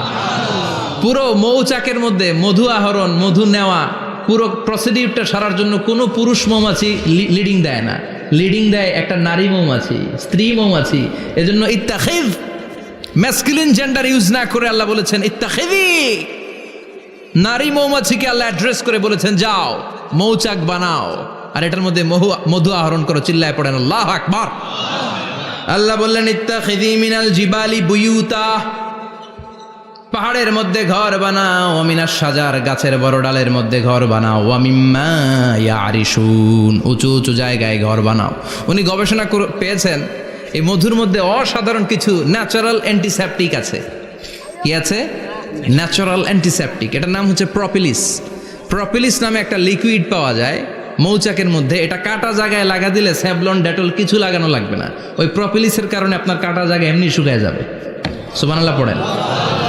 দ্বিতীয় বিশ্বযুদ্ধে রাশিয়ান যত সৈনিকরা যুদ্ধে আহত হতো, ওরা আলাদা করে অ্যান্টিসেপটিক খাইতো না, ওরা মধু আইনা লাগাই দিত আর সুস্থ হয়ে যেত। সুবহানাল্লাহ পড়ে। নিউজিল্যান্ডের কিছু বিজ্ঞানীরা আবিষ্কার করেছে মৌমাছির হুলের ভিতরে রেমেটিক ফিভারের অ্যান্টিবায়োটিক আছে। অনেকের বাত জ্বর হয়, বাতের ব্যথা থাকে না? থাকে, মুরব্বীদের বেশি হয়। ওই জায়গার মধ্যে যদি আপনি মৌমাছি এনে ঢুকাই দিতে পারেন, মৌমাছির হুল লাগাই দিতে পারেন, ভালো হয়ে যাবে। মৌমাছি যখন হুল ফুটে আরাম লাগে না অনেক? খাইছেন? কামড় খাইছেন? হ্যাঁ, মজা লাগে। তো নিউজিল্যান্ডের এই গবেষকরা এরা আবিষ্কার করেছে যে মৌমাছি যদি হুল ফুটিয়ে দেয়, ওইখানে বাতের ব্যথা থাকলে, বেদনা থাকলে এটা ভালো হয়ে যাবে। আমি নিজে দেখেছি, বিবিসি একটা ডকুমেন্টারি, ইজিপশিয়ান একজন ফিজিশিয়ান, চিকিৎসক, উনি ওনার বাতের ব্যথায় আক্রান্ত যত রুগীরা আছে ওদের গায়ের মধ্যে মৌমাছি এনে এনে নিজে নিজে হুল ফুটায়। রুগী চিৎকার মারে, ও মাগো, ও আল্লাহ গো, কিন্তু একদিন পরে ব্যথা নাই, আর কয় ভালো হয়ে গেছি। সুবহানাল্লাহ কইবেন না? তো এজন্য এই কার্ল বন ফ্রিজ 1973-তে দ্য ডান্সিং বিজ লেখে গোটা বিশ্বকে তাক লাগিয়ে দিয়েছে। তার গবেষণার প্রতিটি পয়েন্ট কোরআনের এই আয়াতের সাথে মিলে যায়। চিৎকার করে পড়েন আল্লাহু আকবার। এই যে আমরা মধু খাই, এই মৌচাকের ভেতরে অন এন অ্যাভারেজ অ্যারাউন্ড 60,000 মৌমাছি থাকে। তিন ভাগে, একটা হচ্ছে কুইন বি, একটা মেল বি, আর একটা হচ্ছে ওয়ার্কার বি। একটা থাকে রানী মৌমাছি, এর নেতৃত্বে সবাই চলে। আর একটা থাকে মেল বি, পুরুষ মৌমাছি, বংশ বাড়ানোর জন্য এদের কাজে লাগে। আর সব হচ্ছে ওয়ার্কার বি, সবাই কাজ করে। আল্লাহ বললেন সুম্মা কুলি মিন কুল্লি সামারাত ফাসলুকি সুবুলা রাব্বিকি যুলুলা। আল্লাহ সিক্রেট মেসেজ দিয়ে বললেন গাছের উপরে বাসাবাদ, পাহাড়ের উপরে মৌচাকের বাসাবাদ, উঁচু উঁচু জায়গায় তোমরা তোমাদের বাসা বাঁধো। সুম্মা কুলি মিন কুল্লি সামারাত, এরপর এলাকার যত মিষ্টি মিষ্টি ফুল আছে, ফল আছে, ওখান থেকে রস নিয়ে আসো। সুবহানাল্লাহ। পুষ্প রস সংগ্রহ করে মধুগুলো, এটার বলে sweet nectar. They collect the sweet nectar from the flowers. এবং মধুর মধ্যে এত চমৎকার জিনিস থাকার কারণ হচ্ছে মৌমাছিগুলো ওই এলাকার সব ধরনের ফুল, ভালো ভালো সুগন্ধযুক্ত ফুল ফল থেকে রস নিয়ে আসে। তো ওই গাছগুলোর মধ্যে বনাজি গাছ আছে না নাই? ঔষধি গাছ আছে না নাই? এজন্য মধুরে বলা হয় সব রোগের ঔষধ। যত বনাজি ঔষধি গাছের নির্যাস আর পুষ্প রস আছে সব আল্লাহ মধুর ভিতরে ঢুকায়া মধুকে আল্লাহ ন্যাচারাল ভ্যাকসিন বানিয়ে দিয়েছেন। চিল্লায়ে পড়েন আল্লাহু আকবার। আল্লাহ বললেন সুম্মা কুলি মিন কুল্লি সামারাত, সব ফল আর ফুল থেকেই নেকটার পুষ্পরস নিয়ে আসো। ফাসলুকি সুবুলা রাব্বিকি যুলুলা, যেমন যেমন গিয়েছিলা পথ চিনায় আবার ফিরে আসো। ইয়াখরুজু মিন বুতুনিহা শারাব, এরপর তাদের পেট থেকে বের হয় শারাব। মুখতালিফুন আলওয়ানু, এক একটা মধুর কালার হয়ে যায় এক এক রকম। কোন সুবহানাল্লাহ। সরষে ফুলের মধু একটু সাদা সাদা হয় না? আমি হচ্ছি মধু খাওয়ার পোক। আমি দেশে বিদেশে যেখানে গিয়েছি ফ্রেশ হানি আমি অনেক খুঁজেছি। ইয়ামানি একটা মধু পাওয়া যায়, ইয়ামানের সাওয়াহিলি এলাকায়, পাহাড়ি এলাকায়, একেবারে কুচকুচে কালো। আবার অনেক মধু আছে কিছুটা খয়েরি এবং হলুদ বর্ণের। কিন্তু সরষে ফুলের যে মধুটা, এটা অনেকটা সাদা। এই পুষ্পরস নিয়ে মৌমাছিগুলো মৌচাকের মধ্যে ঢেলে দেয় না, এগুলো খেয়ে ফেলে। প্রত্যেকটা মৌমাছির পেটের ভেতরে আল্লাহ 2টা করে স্টোমাক দিয়েছে, পাকস্থলী। সুবহানাল্লাহ পড়ে। এটাই Karl von Frisch the dancing bees বইয়ের মধ্যে লিখেছে গবেষণায়, যে 2টা পাকস্থলী। একটা পাকস্থলী দিয়ে মৌমাছি খায়, নিজে খেয়ে বাঁচে। আর একটা পাকস্থলী দিয়ে এই ফ্লাওয়ার নেক্টার, পুষ্প রস সংগ্রহ করে ওই পাকস্থলীতে রাখে। ওই পাকস্থলীর ভেতরে আল্লাহ একটা ন্যাচারাল এনজাইম দিয়েছেন। ওই এনজাইমের সাথে ওই পুষ্প রসটা মিক্সড হয়। তারপরে আরেকটা টিউব আছে, ওই টিউব দিয়ে মৌমাছি যে সে বাসার মধ্যে মৌমাছি যে সেখানে সাপ্লাই করে দিয়ে আসে, মধু ঢুকিয়ে দিয়ে আসে। চিল্লায় পড়েন সুবহানাল্লাহ। তার মানে বিষয়টা এমন না ফুলের রস নিয়ে মৌচাকের দিয়ে আসলো, ফুলের রস সে নেয়, তার স্পেশাল একটা স্টোমাকের মধ্যে ঢুকায়, সেখানে এনজাইম দিয়ে পাচক রস দিয়ে আল্লাহ এটাকে সমৃদ্ধ করে দেয়। তারপর আলাদা একটা নল দিয়ে, টিউব দিয়ে মৌচাকের ভেতরে ঢুকিয়ে দেয়। কোন সুবহানাল্লাহ। কি অসাধারণ পদ্ধতিতে আল্লাহ মধু বানালেন। আর কি সুন্দর মধু হাতের মধ্যে লয়া জিব্বা দিয়া চাটে আর গান গায়, মধু হই হই বিষা বাইলা। আছে না নাই? আল্লাহ শুকরিয়া নাই? মধু খায় আর গান গায়, মধু হই হই বিষা বাইলা, অনহারণে ভালোবাসার দাম নদিলা। আছে না নাই? ডাকাইত। এই মধু খেয়ে শুকরিয়া করতে হবে কার? বসো, চিৎকার করে বলেন শুকরিয়া করতে হবে কার? আল্লাহ বললেন ইয়াখরুজু মিন বুতুনিহা, এটা মধু সরাসরি চলে আসে না, ওর পেট থেকে বের হয়। মুখতালিফুন আলওয়ানুহু, বিভিন্ন রঙের মধু আছে না নাই? ব্ল্যাক কালারের মধু হয়, হোয়াইট হানি হয়, অর্গানিক হানি হয়, ক্রিমড হানি হয়। কত ধরনের মধু যে আল্লাহ পৃথিবীতে রেখেছে তার ইয়ত্তা নাই। এরপর আল্লাহ বললেন ফিহি শিফাউন লিন্নাস, মধুর ভেতরে শিফা দিয়েছে কে? আল্লাহ। এজন্য বিশ্বনবীর খাদ্য তালিকার মধ্যে মধু আছে না নাই? বিশ্বনবী সুগন্ধযুক্তওয়ালা মধু খেতেন, দুর্গন্ধযুক্তওয়ালা কোনো মধু মুখে নিতেন না। সুবহানাল্লাহ। বিশ্বনবীর জামানায় মাগাফির নামে একটা মধু ছিল, দুর্গন্ধযুক্ত। এটা কখনো বিশ্বনবী মুখে নিতে চাইতেন না। সুগন্ধযুক্ত মধু সবসময় বিশ্বনবী খেতেন। বিশ্বনবীর স্ত্রীরা এই সুগন্ধিযুক্ত মধু বোতলের মধ্যে প্রিজার্ভ করে রাখতেন বিশ্বনবীকে দেওয়ার জন্য। বিশ্বনবী প্রাণ ভরে এগুলো পান করতেন, সুবহানাল্লাহ। বিশ্বনবী যে সমস্ত খাদ্যগুলো পছন্দ করতেন হাদিসে এসেছে, বিশ্বনবী রুটি খেতেন, খেজুর খেতেন, খেজুর, খেজুর চিনেন, বালাহ, তামার, দুধ খেতেন, এই মধু খেতেন, জব খেতেন, বার্লি খেতেন, লাউ খেতেন, রুম্মান, ডালিম ফল, আনার ফল, আনার চিনেন, আনার, এই আনার খেতে পছন্দ করতেন বিশ্বনবী। মাশরুম খেতেন, মাশরুম, মাশরুম চিনেন, ব্যাঙের ছাতার মতো। রেস্টুরেন্টে ইদানিং মাশরুমের স্যুপ পাওয়া যায়, এটা খাবেন। যাদের চোখের জ্যোতিতে সমস্যা, দৃষ্টিতে সমস্যা, খাবেন। হাদিসে এসেছে আল কামআতু মিনাল মান ওয়া মাউহা শিফাউন লিল আইন। মাশরুম হলো মান্না সালোয়ার মতো খাবার। মাশরুমের স্যুপ যারা খাবে, চোখের জ্যোতি যাদের কম, তাদের চোখের জ্যোতি বাড়িয়ে দিবে কে? বুখারীর বর্ণনা, কানা রাসূলুল্লাহ ইউহিব্বুল হালাওয়া ওয়াল আসাল। বিশ্বনবী মিষ্টান্ন খেতে বড্ড পছন্দ করতেন, আবার বিশ্বনবী বেশি বেশি মধু খেতে পছন্দ করতেন, সুবহানাল্লাহ। কোরআনে দুইটা জিনিসের ক্ষেত্রে আল্লাহ শিফা যোগ করেছেন, যে দুইটা জিনিসের সাথে সম্পৃক্ত হলে শিফা। এক হচ্ছে কোরআন পড়লে শিফা, অনুনাজ্জিলু মিনাল কোরআনি মা হুয়া শিফা। আবার কোরআনে এই আয়াতের ক্ষেত্রে বলা হয়েছে শিফা ফিহি শিফাউন লিন্নাস। এজন্য সাইয়েদানা ইবনে মাসউদ এই উম্মাকে উদ্দেশ্য করে বলেছেন, আলাইকুম বিশিফাইন, তোমাদের উচিত দুইটা জিনিস থেকে শিফা নেয়া। এক হলো কোরআন, দুই হলো আসাল মানে মধু। কোন সুবহানাল্লাহ। কোরআন তেলাওয়াত করলে অসুস্থরে সুস্থ করে দেয় কে? সূরা ফাতিহা তেলাওয়াত করলে অসুস্থকে সুস্থ বানিয়ে দেয় কে? আবার মধু খেলে সুস্থ বানিয়ে দেয় কে? মধু খেয়ে প্রশংসা করবেন কার?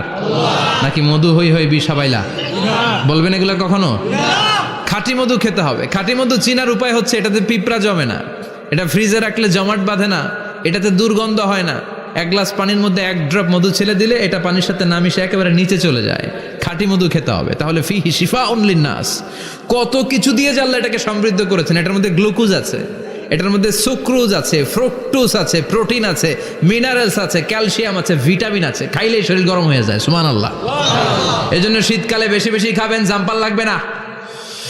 শীতকালে মধু খেয়ে রাত্রেবেলায় বের হবেন, আর মাফলার পেঁচিয়ে বেরোয়া লাগবে না, সুবহানাল্লাহ পড়েন। তার মানে আল্লাহ বললেন ইয়াসিন ওয়াল কোরআনিল হাকিম, প্রজ্ঞাময়, বিজ্ঞানময় কোরআনের কসম। কোরআনের ভেতরে বিজ্ঞান আছে না নাই? বিজ্ঞানের কথা এই তো শুরু করলাম, আজকে সারা রাত বিজ্ঞানের কথা বলবো ইনশাআল্লাহ। থাকবেন কতক্ষণ? হ্যাঁ, স্লোগান দেন লিল্লাহি তাকবীর।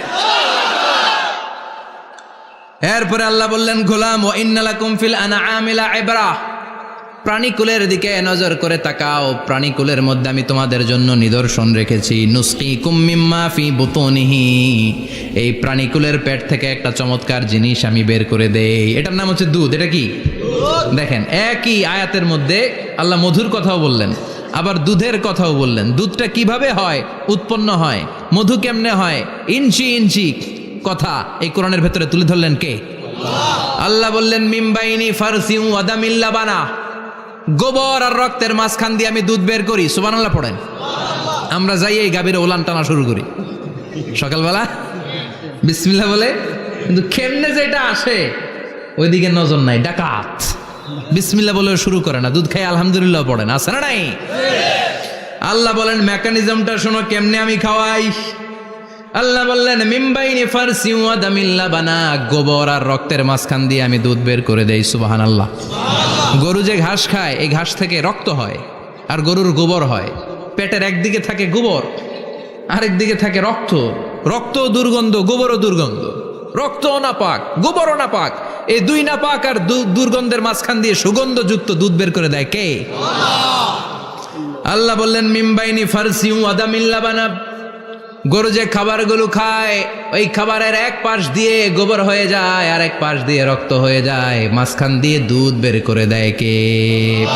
What a amazing mechanism of discharging milk from animal's body. What a amazing mechanism. একদিক দিয়ে গোবর দুর্গন্ধ, আরেক দিক দিয়ে এই ঘাস খাওয়ার কারণে রক্ত হয়, মাঝখান দিয়ে দুধ বের হয়ে যায়। সুবহানাল্লাহ। আবার বাছুর ছাড়া দুধ পাওয়া যায় না। গাভী আছে কার কার? হাত তোলেন তো। বাছুর ছাড়া দুধ পাওয়া যায়? শুধু গাভী, বাছুর নাই, দুধ আসবে? আবার এই যে বিশাল বড় ওলান 20 কেজি দুধ দেয় প্রতিদিন, এই ওলান কাটলে দুধ পাওয়া যায়? এক ফোঁটা দুধও ওলানটা কেটে টুকরা টুকরা করলে আপনি পাবেন না। এটা আলাদা মেকানিজম, এটা ভিতর থেকে একটা নির্যাস। বাছুর নিয়ে 2টা ঢু মারবেন, ওই নির্যাস দিয়ে দুধ বেরোতে থাকবে, গোবর আর রক্তের মাঝখান দিয়ে চিৎকার করে পড়েন আল্লাহু আকবার। এজন্য বিশ্বনবী বলতেন বেশি বেশি দুধ খাও। দুধ হলো সুষম খাদ্য। পৃথিবীতে আবিষ্কৃত যত খাবার আছে, দুধের চাইতে ভালো খাবার আছে নাকি? কথা কন। মানুষ পানি খেয়ে 3-4 দিন বাঁচে জানেন, আর পানির মধ্যে লবণ দিলে 7-8 দিন বাঁচতে পারবেন। আর দুধ পাইলে আজীবন বাঁচবেন আপনি। দুধ খেয়ে যদি হজম করতে পারেন, দুধ খেয়ে হজম করতে পারলে আজীবন বেঁচে যাবেন। সুষম খাদ্য। বিশ্বনবী যে রাতে মেরাজে যাবেন, সিদরাতুল মুনতাহা পার হওয়ার পরে বিশ্বনবীর পরীক্ষা শুরু হলো। বিশ্বনবীকে বুখারীর বর্ণনা 3টা গ্লাস দেয়া হলো। কাদাহ ফিহি লাবান, এক গ্লাসের মধ্যে দুধ ছিল। ওয়া কাদাহ ফিহি আসাল, আরেক গ্লাসের মধ্যে ছিল মধু, আরেক গ্লাসের মধ্যে ছিল মদ। কাদাহুন ফিহি খামার। বিশ্বনবীকে 3টা গ্লাস দিয়ে বলা হলো নবী চুজ করেন কোনটা নেবেন। এক গ্লাসে মধু, আরেক গ্লাসে দুধ, আরেক গ্লাসের মধ্যে বিশ্বনবীকে দেয়া হলো মদ। বিশ্বনবী বললেন যে এই গ্লাসের ভেতরে দুধ আছে, আমি ওই পেয়ালাটা নিলাম। সাইয়েদনা জিব্রাইল বললেন ইয়া রাসূলুল্লাহ আখাস্তাল ফিতরা, আপনি যেমন নিছেন তেমন। সুবহানাল্লাহ কইবেন না? বিশ্বনবী দুধ খেতে পছন্দ করতেন। আর বিশ্বনবী বলতেন আলাইকুম বি আলবানিল বাকার, বেশি বেশি গরুর দুধ খাবা। ফাইন্নাহা তুরাম্মু মিনাল আশজার, কেননা এটা সবুজ লতা পাতা ঘাস পাতার নির্যাস। গরু কি খায়? ঘাস খায় না? এই ঘাসের নির্যাস হচ্ছে দুধ। বিশ্বনবী বলতেন বেশি বেশি দুধ খাবা। ফিহি শিফা, এর মধ্যে শিফা আছে। ফি লাবানিহা শিফা ও লুহমিহা দা, গরুর দুধে আছে শিফা, গরুর গোশতের মধ্যে আছে রোগ। সুবহানাল্লাহ কোন। কত বড় ফিলোসোফার বিশ্বনবী। বিশ্বনবী বলে গিয়েছেন গরুর দুধ বেশি খাও, কিন্তু গোশ বেশি খাইও না। আর আমরা গরুর গোশ পাইলে কোপায় ফেলাই। সাদা ভাত আর ঝাল গরুর মাংস যদি হয়, ওই যে অনেকের জিহ্বায় পানি চলে আসছে। সুবহানাল্লাহ কইবেন না? বিশ্বনবী বলতেন দুধ খাও, গোশ খাইও কম। গরুর গোশত কম খাবা, গরুর দুধ বেশি খাবা। সুস্থ রাখবে কে? আল্লাহ। আবার বিশ্বনবী মায়েদেরকে বলেছেন ও মায়েরা, সন্তান হওয়ার পরে 2 বছর দুধ খাওয়াবা। আল্লাহু আকবার। ওয়াল ওয়ালিদাতু ইউরদি'না আওলাদাহুন্না হাওলাইনি কামিলাইনি লিমান আরাদা আন ইউতিম্মার রাদা'a। সন্তান যারা পেয়েছো মায়েরা, বোনেরা, 2 বছর দুধ খাওয়া সন্তানদের সুস্থ রাখবে কে? আল্লাহ। বাচ্চা ডেলিভারির পরপরই আল্লাহ তাআলা মায়ের বুকে একটা দুধ দেয়, এটাকে বলে শাল দুধ। এটা হচ্ছে বাচ্চার জীবনের প্রথম প্রাকৃতিক টিকা। সুবহানাল্লাহ কয় না? এটা বেবির জীবনে ন্যাচারাল প্রাকৃতিক টিকা, প্রতিষেধক আল্লাহ দিয়ে দিয়েছে। আপনার বাচ্চাকে টিকা দিন, স্লোগান আছে না? 5টা-7টা টিকা দেওয়া লাগে। প্রথম টিকাটা আল্লাহ নিজেই ফ্রি দিয়ে দিছে। এটা শাল দুধের ভেতরে পাওয়া যায়। এজন্য বাচ্চাকে শাল দুধ খাওয়াতে হবে। তার ব্রেনের গ্রোথ হবে, সে শক্তিশালী হবে, সে দেশপ্রেমিক হবে, সে আল্লাহওয়ালা হবে। চিল্লা এখন ঠিক কিনা? যে মায়েরা বাচ্চারে দুধ খাওয়ায়, ওই বাচ্চারা মায়েরে ভালোবাসে বেশি। আর যেই মা গুলো বাচ্চারে দুধ না খাওয়ায় আর ডানু খাওয়ায়, আর কি কি আছে? হরলিক্স আর সিরালেক, কমপ্লেট। যারা এগুলো খাওয়াবে, ডানু খাওয়াবে, যারা ল্যাকটোজেন খাওয়ায়, যারা বুকের দুধ খাওয়াতে চায় না কোনো কারণ ছাড়া, 2 বছর বাচ্চারে দুধ দিতে চায় না, এই বাচ্চাগুলো বড় হলে ওই মারে বৃদ্ধাশ্রমে দিয়ে আসবে। কথা কন, কথা কন। এজন্য মায়েরা, বোনেরা, সন্তান হলেই তাকে বুকের দুধ দিয়ে আল্লাহর পক্ষ থেকে যে টিকাটা, এই টিকাটা পেটের ভেতরে ঢুকায় দিতে হবে। চিল্লা এখন ঠিক কিনা? এটা হচ্ছে ন্যাচারাল টিকা। এজন্য আল্লাহ বললেন ইয়াসিন ওয়াল কোরআনিল হাকিম। ইয়াসিন, বিজ্ঞানময় কোরআনের শপথ। কোরআনের মধ্যে বিজ্ঞান আছে না নাই? অভাব নাই। কয়টা শুনবেন? আল্লাহ কসমোলজির কথা বলেছে, অ্যাস্ট্রোলজি কথা। কসমোলজি হচ্ছে সৃষ্টি তত্ত্ব। কসমোলজি কি? সবাই বলেন কসমোলজি কি? আল্লাহ বললেন আওয়ালাম ইয়ারাল্লাযীনা কাফারু আন্নাস সামাওয়াতি ওয়াল আরদা কানাতা রাতকান ফাফাতাকনাহুমা। কাফেররা কি দেখে না মহাবিশ্বের সব কিছু একসাথে মিলে ঝিলে ছিল, বিশাল এক বিস্ফোরণের মাধ্যমে আমি মহাবিশ্ব তৈরি করেছি। সুবহানাল্লাহ। আদিতে, শুরুতে কিন্তু সব আকাশ, বাতাস, জমিন, চন্দ্র, সূর্য, নক্ষত্র গ্রহ, নিহারিকা পুঞ্জ, গ্যালাক্সি, ব্ল্যাক হোল সব কিছু মিলেমিশে একসাথে ছিল। এটার ঘনত্ব ছিল খুব বেশি। মহাবিশ্বের সব কিছু ছিল একটা বিন্দু। এটাকে বিজ্ঞানীরা নাম দিয়েছে দ্য সিঙ্গুলারিটি, মহা একত্ব। এরপর একটা প্রচণ্ড বিস্ফোরণের মধ্য দিয়ে মহাবিশ্ব সৃষ্টি হয়েছে। এটার ওরা নাম দিয়েছে বিগ ব্যাং থিওরি। কি নাম? স্টিফেন হকিং মারা গেছে না গত বছর নাকি? হ্যাঁ, বছর খানিক আগে মারা গিয়েছে। সবচেয়ে বড় পদার্থবিজ্ঞানী ছিল। সে একটা বই লিখেছে, from the brief history of time, a brief history of time from big bang two black hole. সেখানে সে প্রমাণ করেছে কোরআনের এই আয়াত, কানা তারাতকান, মহাবিশ্বের সবকিছু একটা বিন্দু ছিল। চাঁদ, সূর্য, গ্রহ, তারা সব কি ছিল? কথা বলেন, সবাই বলেন, একটা মাত্র বিন্দু ছিল। আল্লাহ বলেন, don't the disbeliever observe that the heavens and earth were joined together, then I separated with a gigantic sound, explosion. সব একসাথে ছিল, চাঁদ, তারা, আকাশ, নদী, নালা সব একসাথে। তারপরে একটা বিকট বিস্ফোরণের মধ্য দিয়ে পৃথিবী হয়েছে, এ চাঁদ হয়েছে, চন্দ্র হয়েছে, সূর্য হয়েছে, মহাবিশ্বের সব কিছু এই মহাবিস্ফোরণের মধ্য দিয়ে হয়েছে। চিৎকার করে পড়েন আল্লাহু আকবার। এই যে ছোট্ট পৃথিবীতে আমরা বসে আছি, এই পৃথিবীর চেয়ে সূর্য 13 লক্ষ গুণ বড়। চিল্লায় পড়েন আল্লাহু আকবার। এটা কি বাড়ির কাছের কথা? 13 লক্ষ গুণ বড়, কল্পনা করা যায়? তার মানে কি সূর্যই সবচেয়ে বড়? না, সূর্যের চেয়ে অনেক বড় বড় তারা আছে। ব্যাটেলজিউস নামে একটা তারা আছে মহাকাশে, যেটা যে সূর্য পৃথিবীর চেয়ে 13 লক্ষ গুণ বড়। এই ব্যাটেলজিউস তারা সূর্যের চেয়ে 33 কোটি গুণ বড়। এই ব্যাটেলজিউস তারাটাই কি সবচেয়ে বড়? না, এর চেয়েও কত বড় তারা যা আছে কোনো হিসাব নাই। এরকম বিশাল বিশাল তারা ঘুরতে ঘুরতে মাওয়াকিউন নুজুম, ব্ল্যাক হোল নামে একটা রেঞ্জ আছে। এই রেঞ্জের মধ্যে যদি ঢুকে যায়, ছোট্ট বাচ্চার মুখে চকলেট দিলে বাচ্চা যেমনি চকলেট চুষে খেয়ে ফেলে, এই বিশাল বিশাল তারাগুলো ব্ল্যাক হোলের মধ্যে ঢুকলে এক মুহূর্তের মধ্যে নিঃশেষ হয়ে যায়। চিল্লায় পড়েন আল্লাহু আকবার। এজন্য আল্লাহ বললেন, ফালা উকসিমু বিমাওয়াকিউন নুজুম, এই তারকা নিঃশেষ হওয়ার যে জায়গাটা, এই জায়গার কসম আমি কোরআনের মধ্যে খেলাম। এই ব্ল্যাক হোলের রেঞ্জের ভেতরে তারা আসলে মুহূর্তের মধ্যে নিঃশেষ বানিয়ে দেয় কে? একটা তারার চেয়ে আরেকটা তারা বড়। এরকম 1000 কোটি তারা মিলে আমাদের গ্যালাক্সি। এই গ্যালাক্সির নাম হচ্ছে মিল্কি ওয়ে। কি নাম? আমাদের গ্যালাক্সির নাম কি? সবাই বলেন তো। Milky Way. কি নাম? এরকম একটা গ্যালাক্সি না, লক্ষ কোটি গ্যালাক্সি আছে। আমাদের গ্যালাক্সির পরে সবচেয়ে কাছের গ্যালাক্সির নাম অ্যান্ড্রোমেডা। কি নাম? এই অ্যান্ড্রোমেডা গ্যালাক্সি আমাদের গ্যালাক্সি থেকে 2.5 মিলিয়ন লাইট ইয়ার দূরে, মানে 25 লক্ষ লাইট ইয়ার। সুবহানাল্লাহ কইবেন না? আলোর গতি হচ্ছে পৃথিবীতে সবচাইতে বেশি বর্তমান সময় পর্যন্ত, জানেন? সেকেন্ডে কত মাইল? 1,86,000 মাইল। 1 সেকেন্ডে আলো ছুটে 1,86,000 মাইল বেগে। এত বেগের কোনো প্লেন বা রকেট নিয়ে যদি আপনি আমাদের গ্যালাক্সি থেকে মিল্কি ওয়ে থেকে অ্যান্ড্রোমেডাতে যেতে চান, তাহলে আপনার 25 লক্ষ বছর লেগে যাবে। সুবহানাল্লাহ বাড়িতে যায় বললেন। এরপর আল্লাহ বললেন, ওয়াস-সামাআ বানাইনাহা বিআইদিন ওয়া ইন্না লামুসিউন, আকাশ আমি বানালাম, গ্যালাক্সি আমি বানালাম। বানানোর পর থেকে সবগুলোর আমি প্রশস্ত করতে শুরু করে দিলাম। সব ছিল ক্ষুদ্র, একটা বিন্দুর মধ্যে আমি বিস্ফোরণ করলাম একটা আওয়াজ দিয়ে। আওয়াজটা ছিল কুন। আওয়াজটা ছিল কি?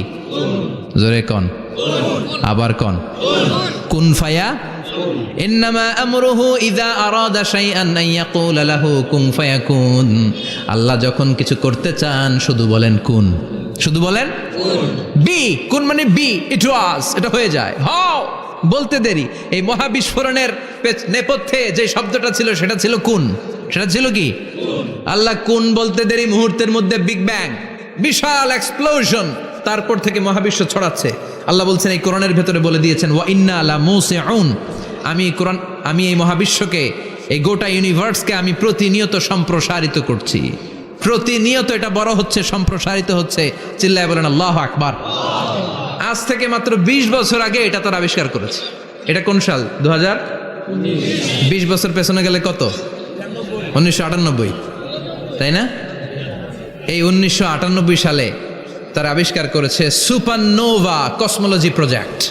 এই সুপারনোভা কসমোলজি প্রজেক্টে তারা এই সিদ্ধান্তে এসেছে যে মহাবিশ্ব কোন নামক এক বিস্ফোরণের পর থেকে যে সম্প্রসারিত হচ্ছে, আজ পর্যন্ত এটা শুধু বাড়ছে আর বাড়ছে, অ্যাক্সেলারেটিং হচ্ছে, এক্সপান্ডিং হচ্ছে, এটা কমছে না, কিয়ামত পর্যন্ত এটা বাড়তেই থাকবে। চিৎকার করে পড়েন আল্লাহু আকবার।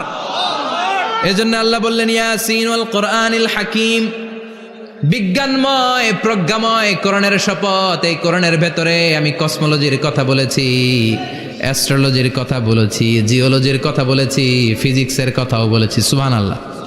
ফিজিক্স মানে কি? পদার্থ। পদার্থের সবচেয়ে বড় উপাদান হচ্ছে লোহা। লোহার কথা কিন্তু কোরআনে নাই। আছে? কই আছে? হ্যাঁ, সূরাতুল হাদিদ, লোহার নামে একটা সূরা দিয়েছে আল্লাহ কোরআনে। সুবহানাল্লাহ পড়বেন না? সূরার নাম সূরাতুল হাদিদ। সূরার নাম কি? চিল্লায় বলেন, সূরার নাম সূরাতুল হাদিদ। হাদিদ মানে লোহা। আল্লাহ বললেন ওয়া আনজালনাল হাদিদা ফীহি বাসুন শাদীদ।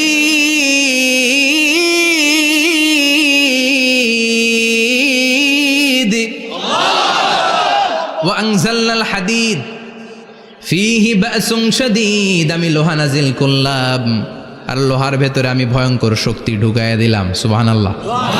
ফিহি মানাফিউ লিন্নাস, লোহার ভেতরে মানুষের জন্য অনেক কল্যাণ আছে। সুবহানাল্লাহ। লোহা ছাড়া পৃথিবীতে কিছু হয়? আংটি বানাতে লোহার দরকার আছে না নাই? ঘড়ি বানাতে, গাড়ি বানাতে, বাড়ি বানাতে, মোবাইল বানাতে, হেলিকপ্টার, প্লেন, রকেট, মাইকের স্ট্যান্ড। সুবহানাল্লাহ কোন? এমন কোন জিনিস নাই যেটার মধ্যে লোহা লাগে না। এজন্য আল্লাহ বললেন এই লোহার নামে আমি একটা সূরা ডেডিকেট করলাম, ওয়া আনজালনাল হাদিদ ফিহি বাসুন শাদীদ, আমি লোহাকে নাজিল করেছি। আল্লাহ বলেছেন, খেয়াল করে শব্দটা শুনেন, ওয়া আনজালনাল হাদিদ, আমি লোহাকে উপর থেকে নাজিল করেছি। কি করেছি? কথা বলেন। তার মানে লোহা পৃথিবীতে ছিল না, নাজিল করছে কে? লোহা পৃথিবীতে ছিল?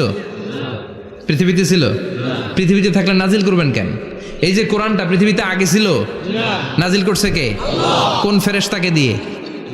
সাইয়েদনা জিবরাইল। কোন নবীর উপর? বিশ্বনবী মুহাম্মদুর রাসূলুল্লাহ। আল্লাহু আকবার। তার মানে ওহি পৃথিবীতে ছিল না, আল্লাহ উপর থেকে নাজিল করেছেন।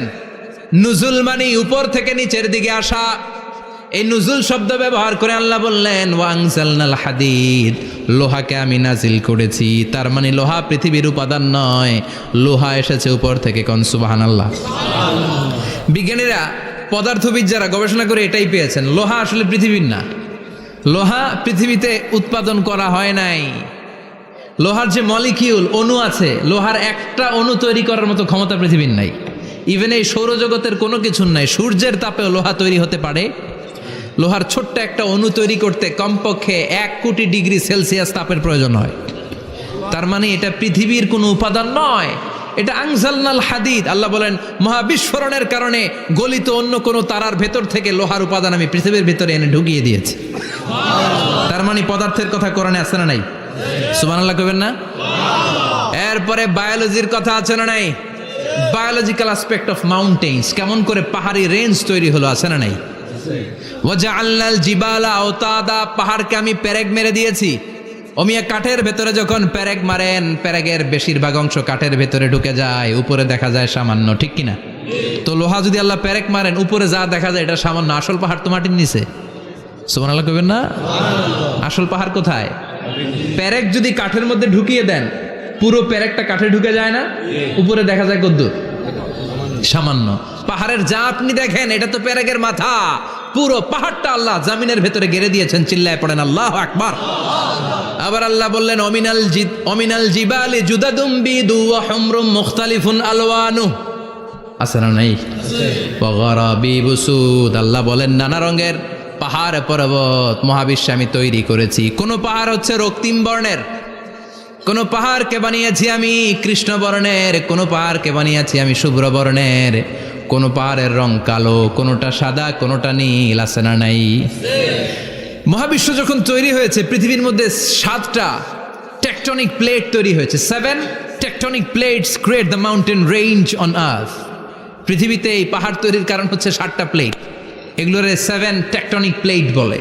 এই প্লেটগুলোর কারণে পৃথিবীতে এই রং বেরঙের পাহাড় তৈরি হয়েছে।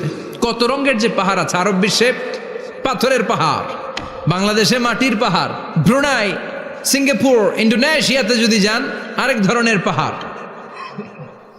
চায়নার একটা শহর আছে গানজু সিটি, কি নাম? এই গানজু সিটিতে একটা পাহাড় আছে রেইনবো মাউন্টেন। ওখানে 7 রঙের পাহাড় পাওয়া যায় এক জায়গায়। সুবহানাল্লাহ কইবেন না? রেইনবো মানে কি? রংধনু। রংধনুর কয় রং? কথা কন।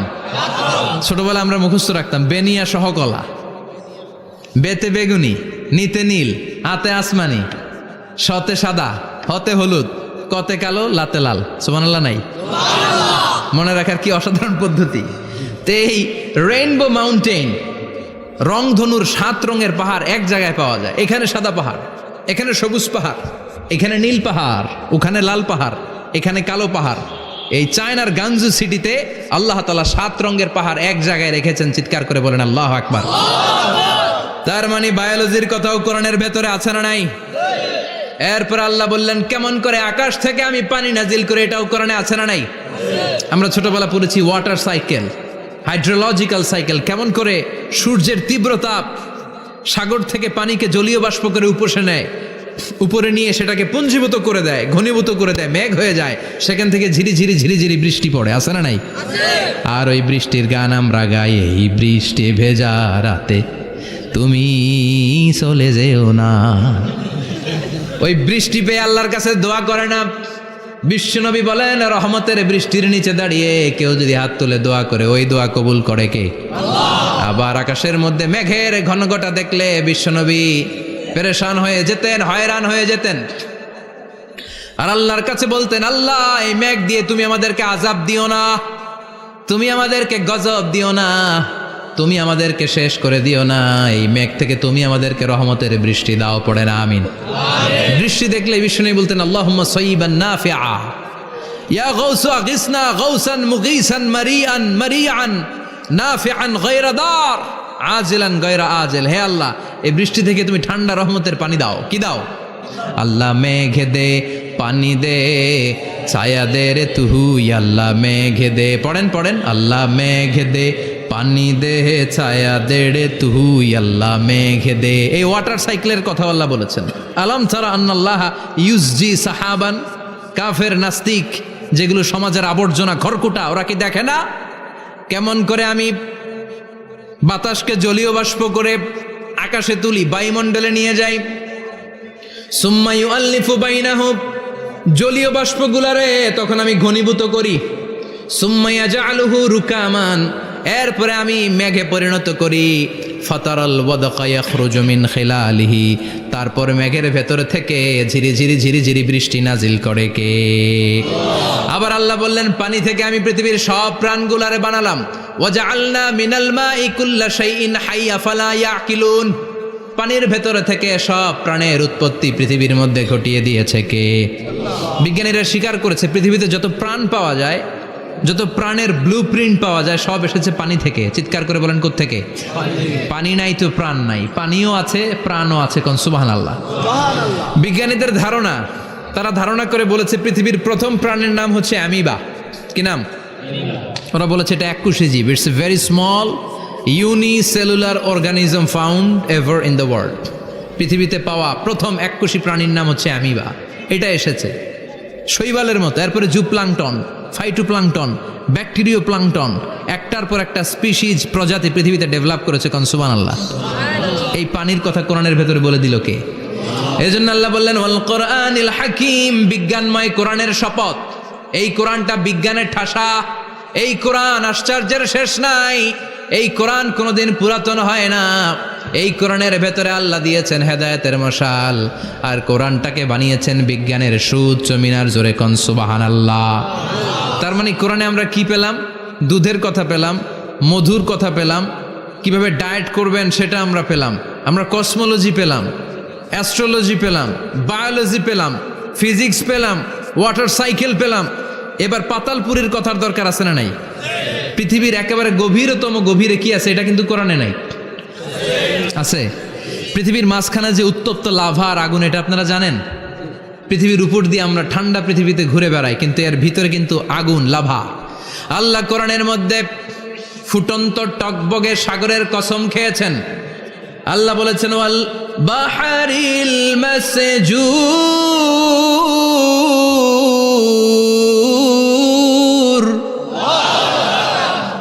কোরআনের ভেতরে ফুটন্ত টকবগে সাগরের পানির কসম খেলাম, পড়েন সুবহানাল্লাহ। সাগরের পানির ফুটন্ত টকবগে সাগরের পানির কসম। সাগরের পানি আবার ফুটন্ত হয় কি করে? পানি কি হয়? ঠান্ডা। পানি কি? কথা বলেন। আল্লাহ পৃথিবীর ভেতরকার কথা চিন্তা করে বলেছেন ওয়াল বাহরিল মাসজুর। ইউনাইটেড স্টেটস অফ আমেরিকার নেভাল একাডেমির সায়েন্টিস্টরা এই আয়াতের উপর রিসার্চ করেছে যে সাগরের ভেতরে আবার এই ঠান্ডা পানির ভেতরে আবার উত্তপ্ত আগুনের লাভা আসলো থেকে। রিসার্চ করার জন্য তারা সাগরের ভেতরে পাইপ ঢুকিয়েছে। পাইপ ঢুকাতে ঢুকাতে অনেকগুলো লেয়ার তারা পার করেছে। রূপান্তর শিলার স্তর, পাললিক শিলার স্তর, আগ্নেয়গিরির শিলার স্তর, মার্বেল পাথরের অনেকগুলো শিলার স্তর পেরিয়ে যাওয়ার পরে তারা পাইপ ঢুকানোর পরে দেখতে পেয়েছে পাইপগুলো গলে যায়। পাইপগুলো কি হয়? তার মানে ভিতরে কি আছে? গত কয়েক মাস আগে জাপানে কিছু জিওলজিস্ট, ভূতত্ত্ববিদ, তারা গবেষণা করে পৃথিবীর এক মাথা থেকে আরেক মাথায় যেতে চাচ্ছে, মানে প্রতিপাদ স্থান। বাংলাদেশের এখান থেকে ছিদ্র করলে আপনি দক্ষিণ আমেরিকার চিলির সান্টিয়াগোতে যেয়ে উঠবেন। কথা বুঝতে পেরেছেন?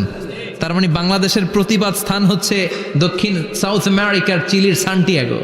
আবার ইন্ডিয়া থেকে ছিদ্র করতে করতে পৃথিবীর আরেক মাথা দিয়ে উঠবেন। সুবহানাল্লাহ বলেন। এটা তারা শুরু করেছে কিন্তু এখনো সফল হয় নাই। ইউএস এর নেভাল একাডেমির সায়েন্টিস্টরা পাইপ ঢুকাতে ঢুকাতে দেখে একটা পর্যায় শেষে পাইপ আর ঢুকানো যায় না। পাইপগুলো পৃথিবীর ভেতরে যেতে যেতে গলে গলে পানি হয়ে যায়। সুবহানাল্লাহ কইবেন না? এই রিসার্চ প্রজেক্টের যিনি চিফ, উনি বললেন bring the water proof pipe from America. America থেকে ওয়াটার প্রুফ পাইপ নিয়ে আস।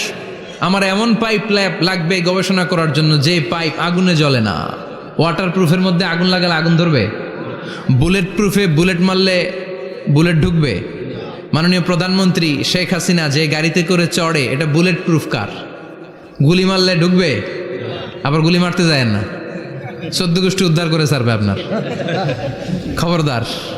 তো আমেরিকা থেকে ফায়ার প্রুফের পাইপ নিয়ে আসা হলো। নেভাল একাডেমির চিফ সায়েন্টিস্ট পাইপ ঢুকাতে আরম্ভ করলেন। ঢুকাতে ঢুকাতে পৃথিবীতে কিন্তু অনেকগুলো স্তর আছে। এই যে বালু মাটি, সব কিন্তু বালু মাটি নয়। আপনি খুঁড়তে খুঁড়তে পেয়ে যাবেন পাললিক শিলা, এরপরে রূপান্তরিত শিলা, এরপরে মার্বেল পাথরের শিলা, এরপরে শুরু হবে গরম আগ্নেয়গিরির শিলা। ওই শিলার ভেতরে এমন আগুন আল্লাহ রেখেছে, ওই নেভাল একাডেমির সায়েন্টিস্টরা ফায়ার প্রুফের পাইপ ঢুকাতে ঢুকাতে একটা লেভেল যাওয়ার পরে দেখে যে ফায়ার প্রুফের পাইপও গলে গলে মুহূর্তে পানি হয়ে যায়। তার মানে ভেতরে এমন আগুন আল্লাহ রেখেছে, ওই আগুনের তুলনায় পৃথিবীর আগুনের মতো নয়। ওই আগুনটাই জাহান্নামের আগুন। আবার বিজ্ঞানীরা গবেষণা করে ওই আগুনের মধ্যে মানুষের চিৎকার শুনেছে। এজন্য হাদিসে এসেছে আল্লাহর ওলিরা, মুমিন বান্দারা মারা গেলে তাদের রূহগুলো আকাশে চলে যায়, ইল্লিনে চলে যায়। আর কাফের মুশরিক আর নাস্তিকগুলো মারা গেলে তাদের আত্মাগুলো পৃথিবীর মাঝখানে সিজ্জিনে চলে যায়। ওই সিজ্জিনের ভেতরে আগুন আছে না নাই? চিল্লায় বলেন। তার মানে পাতালপুরীর কথাও আছে, সাগরের কথাও আছে, আকাশের কথাও আছে। কেমন করে দুনিয়াতে আমরা আসলাম সেটাও আছে। এমব্রয়োলজি, ভ্রূণতত্ত্বের কথা কোরআনে আছে না নাই? পৃথিবীতে আল্লাহ কয়েক সিস্টেমে মানুষ বানালেন। সৈয়দনা আদমকে বানালেন, মাও নাই বাবাও নাই। সৈয়দনা আদম আলাইহিস সালামের বাবার নাম কি? মায়ের নাম কি? মাও নাই বাবাও নাই। আবার সৈয়দনা ঈসা আলাইহিস সালামকে আল্লাহ তৈরি করলেন, শুধু মা আছে বাবা নাই। আবার আমাদের সবাইকে আল্লাহ বানালেন, মাও আছে বাবাও আছে, ঠিক কিনা? এরপরে ছোট্ট এক ফোঁটা নাপাক থেকে আল্লাহ আমাদেরকে বানালেন। এই এক ফোঁটা বীর্যের মধ্যে যে প্রাণ আছে, এটা দুজন বিজ্ঞানী আবিষ্কার করেছে। লিয়েন হুক মাইক্রোস্কোপ যন্ত্র দিয়ে তারা বীর্যের মধ্যে, স্পার্ম ড্রপের মধ্যে গবেষণা করে পেয়েছে যে ওখানে কি যেন নড়ে। ওই এক ফোঁটা ড্রপের মধ্যে কি যেন নড়ে। সেখান থেকে ওরা আবিষ্কার করেছে এই স্পার্মের ভেতরে, শুক্রাণুর ভেতরে প্রাণের অস্তিত্ব আছে। এক ফোঁটা স্পার্মে, এক ফোঁটা বীর্যের মধ্যে 20 কোটি যদি শুক্রাণু না থাকে, ওই স্পার্ম থেকে আল্লাহ বেবি দেয় না, সন্তান দেয় না। সুবহানাল্লাহ কোন? এজন্য আল্লাহ বললেন হাল আতা আলাল ইনসানি হিনুম মিনাদ দাহরি লাম ইয়াকুন শাইআম মাযকুরা। ও মানুষ, কেন এত অহংকার করো? নজর করে তোমার জীবনের শুরুটার দিকে একটু তাকাও। কি ঝিলা তুমি? এক ফোঁটা নাপাক পানি, একটা স্পার্ম ড্রপ থেকে এসেছো। ইয়াখরুজু মিন বাইনি সুলবি ওয়াত তারায়েব। বাবার পৃষ্ঠদেশ থেকে মায়ের গর্ভদেশের মধ্যে তোমাকে নিয়ে গেল কে? সেখান থেকে ফি যুলুমাতিন সালাস, 3টা প্যাকেট দিয়ে মায়ের পেটের মধ্যে তোমাকে প্রিজার্ভ করলো কে? আল্লাহ প্রত্যেকটা স্টেজ কোরআনে বলে দিয়েছেন। ফি যুলুমাতিন সালাস, 3টা অন্ধকার প্রকোষ্ঠে আল্লাহ আমাদেরকে প্রিজার্ভ করেছেন। মায়ের ভুলের একটা প্যাকেট, মায়ের জরায়ুর একটা প্যাকেট, আবার মায়ের পেটের একটা প্যাকেট। ওই প্যাকেটের ভিতরে পৃথিবীর কোনো কবিরাজের কবিরাজি কাজে লাগছে? ডাক্তারের ডাক্তারি? কোন কবিরাজ আম করে খাওয়াইছে? চিল্লায় বলেন তিনি কে? এরপর আল্লাহ বললেন ফি যুলুমাতিন সালাস, ওইটা অন্ধকার ছিল।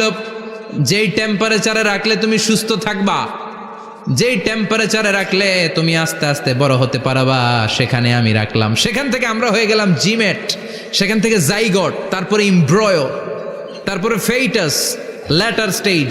প্রথমে ছিলাম ইনিশিয়াল স্টেজ, তারপরে ল্যাটার স্টেজ, আমরা বড় হতে লাগলাম। আল্লাহ আমাদেরকে হার্ট দিলেন, সিস্টনিক ডায়াস্টনিক, অলিন্দ নিলয় শুরু হয়ে গেল। রুহুর ফুৎকার আমাদের হৃদয়ে ভরে দিল কে? আল্লাহ আমাদেরকে স্কেলিটন দিলেন, কঙ্কাল, স্পাইনাল কর্ড দিলেন, আমাদের স্কাল দিলেন, মাথার খুলি দিলেন, লাঞ্চ দিলেন, ফুসফুস দিলেন, গল ব্লাডার দিলেন। যেখানে যেটা ঠিক যেমন ভাবে দেয়া দরকার মায়ের পেটে থাকতেই সেটা দিয়ে দিয়েছে কে? আল্লাহ। এরপর 8 মাস আমরা মায়ের পেটে মারে কষ্ট দিলাম। ওই মুহূর্তে আমার মা আমার জন্য যতটা কষ্ট করেছে পৃথিবীর কেউ ওই খবর রাখে না। জোরে কোন ঠিক কিনা?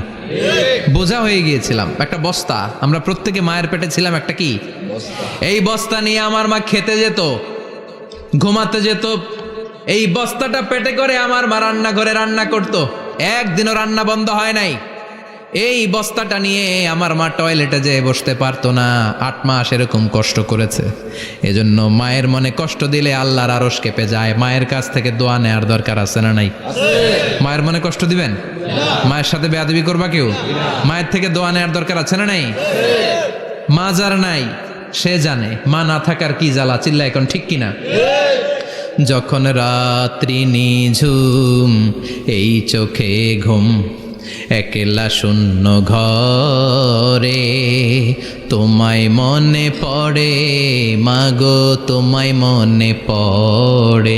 যখন রাত্রি নিঝুম, এই চোখে ঘুম, একলা শূন্য ঘরে, তোমায় মনে পড়ে মাগো, তোমায় মনে পড়ে। ঠিক কিনা? এজন্য এই মায়ের জন্য দোয়া করার দরকার আছে না নাই? আল্লাহ বললেন 8 মাস 9 মাস মায়ের পেটের ভেতরে ছিলা, তারপরে দুনিয়ার বুকে তোমারে আনলো কে? ছোট্ট নাপাক ছিলাম, এই ছোট্ট এক ফোঁটা পানি থেকে আমাদেরকে বড় করছে কে? আল্লাহ। তার মানে এমব্রয়োলজি, ভ্রূণ তত্ত্বের কথা কোরআনের ভেতরে আছে না নাই? সে আল্লাহ বললেন ইয়াসিন ওয়াল কোরআনিল হাকীম ইন্নাকা লামিনাল মুরসালিন আলা সিরাতিম মুস্তাকিম। সুবহানাল্লাহ পড়েন। আল্লাহ বললেন ইয়াসিন, এরপরে বললেন আল কোরআনিল হাকীম, প্রজ্ঞাময় কোরআনের শপথ। বিশাল একটা শপথ কেটে আল্লাহ বললেন ইন্নাকা লামিনাল মুরসালিন আলা সিরাতিম মুস্তাকিম। ইন্নাকা লামিনাল মুরসালিন, অবশ্যই অবশ্যই নবী হে আপনি রাসূলদের অন্তর্ভুক্ত। চিল্লা এখন সুবহানাল্লাহ। তিনি যে রাসূল এটার সার্টিফিকেট এই আয়াতে দিয়েছে কে? এরপর আল্লাহ বললেন আলা সিরাতিম মুস্তাকিম, ও নবী আপনি সিরাতুল মুস্তাকিমের উপর আছেন। যেই দোয়াটা প্রতিটা নামাজের মধ্যে প্রতিদিন প্রত্যেক রাকাতে সূরা ফাতিহাতে আমরা পড়ি, ইহদিনাস সিরাতাল মুস্তাকিম। O Allah, show us the right path, show us the correct path. আপনি আমাদেরকে সোজা পথ দেখান। আল্লাহ এখানে সার্টিফিকেট দিলেন, নবী গো, লক্ষাধিক পয়গম্বর যে আমি পেয়েছি তাদের শ্রেষ্ঠতম রাসূল করে আমি আপনাকে প্রেরণ করেছি, আর হেদায়েতের সুউচ্চ মশাল দিয়ে আমি আপনাকে সিরাতুল মুস্তাকিমের উপর রেখেছি। চিল্লায় পড়েন আল্লাহু আকবার। এই জন্য বিজ্ঞানময় কোরআনের সাথে নিজেদের সম্পর্ক বাড়ানোর দরকার আছে না নাই? কোরআন পড়লে দুনিয়া এবং আখিরাতে মর্যাদা বাড়ায় দিবে কে? কোরআনের আইন দিয়ে সমাজটারে সাজানোর দরকার আছে না নাই? কোরআন দিয়ে আমাদের সমাজটা সমৃদ্ধ হোক আমরা চাই কি চাই না?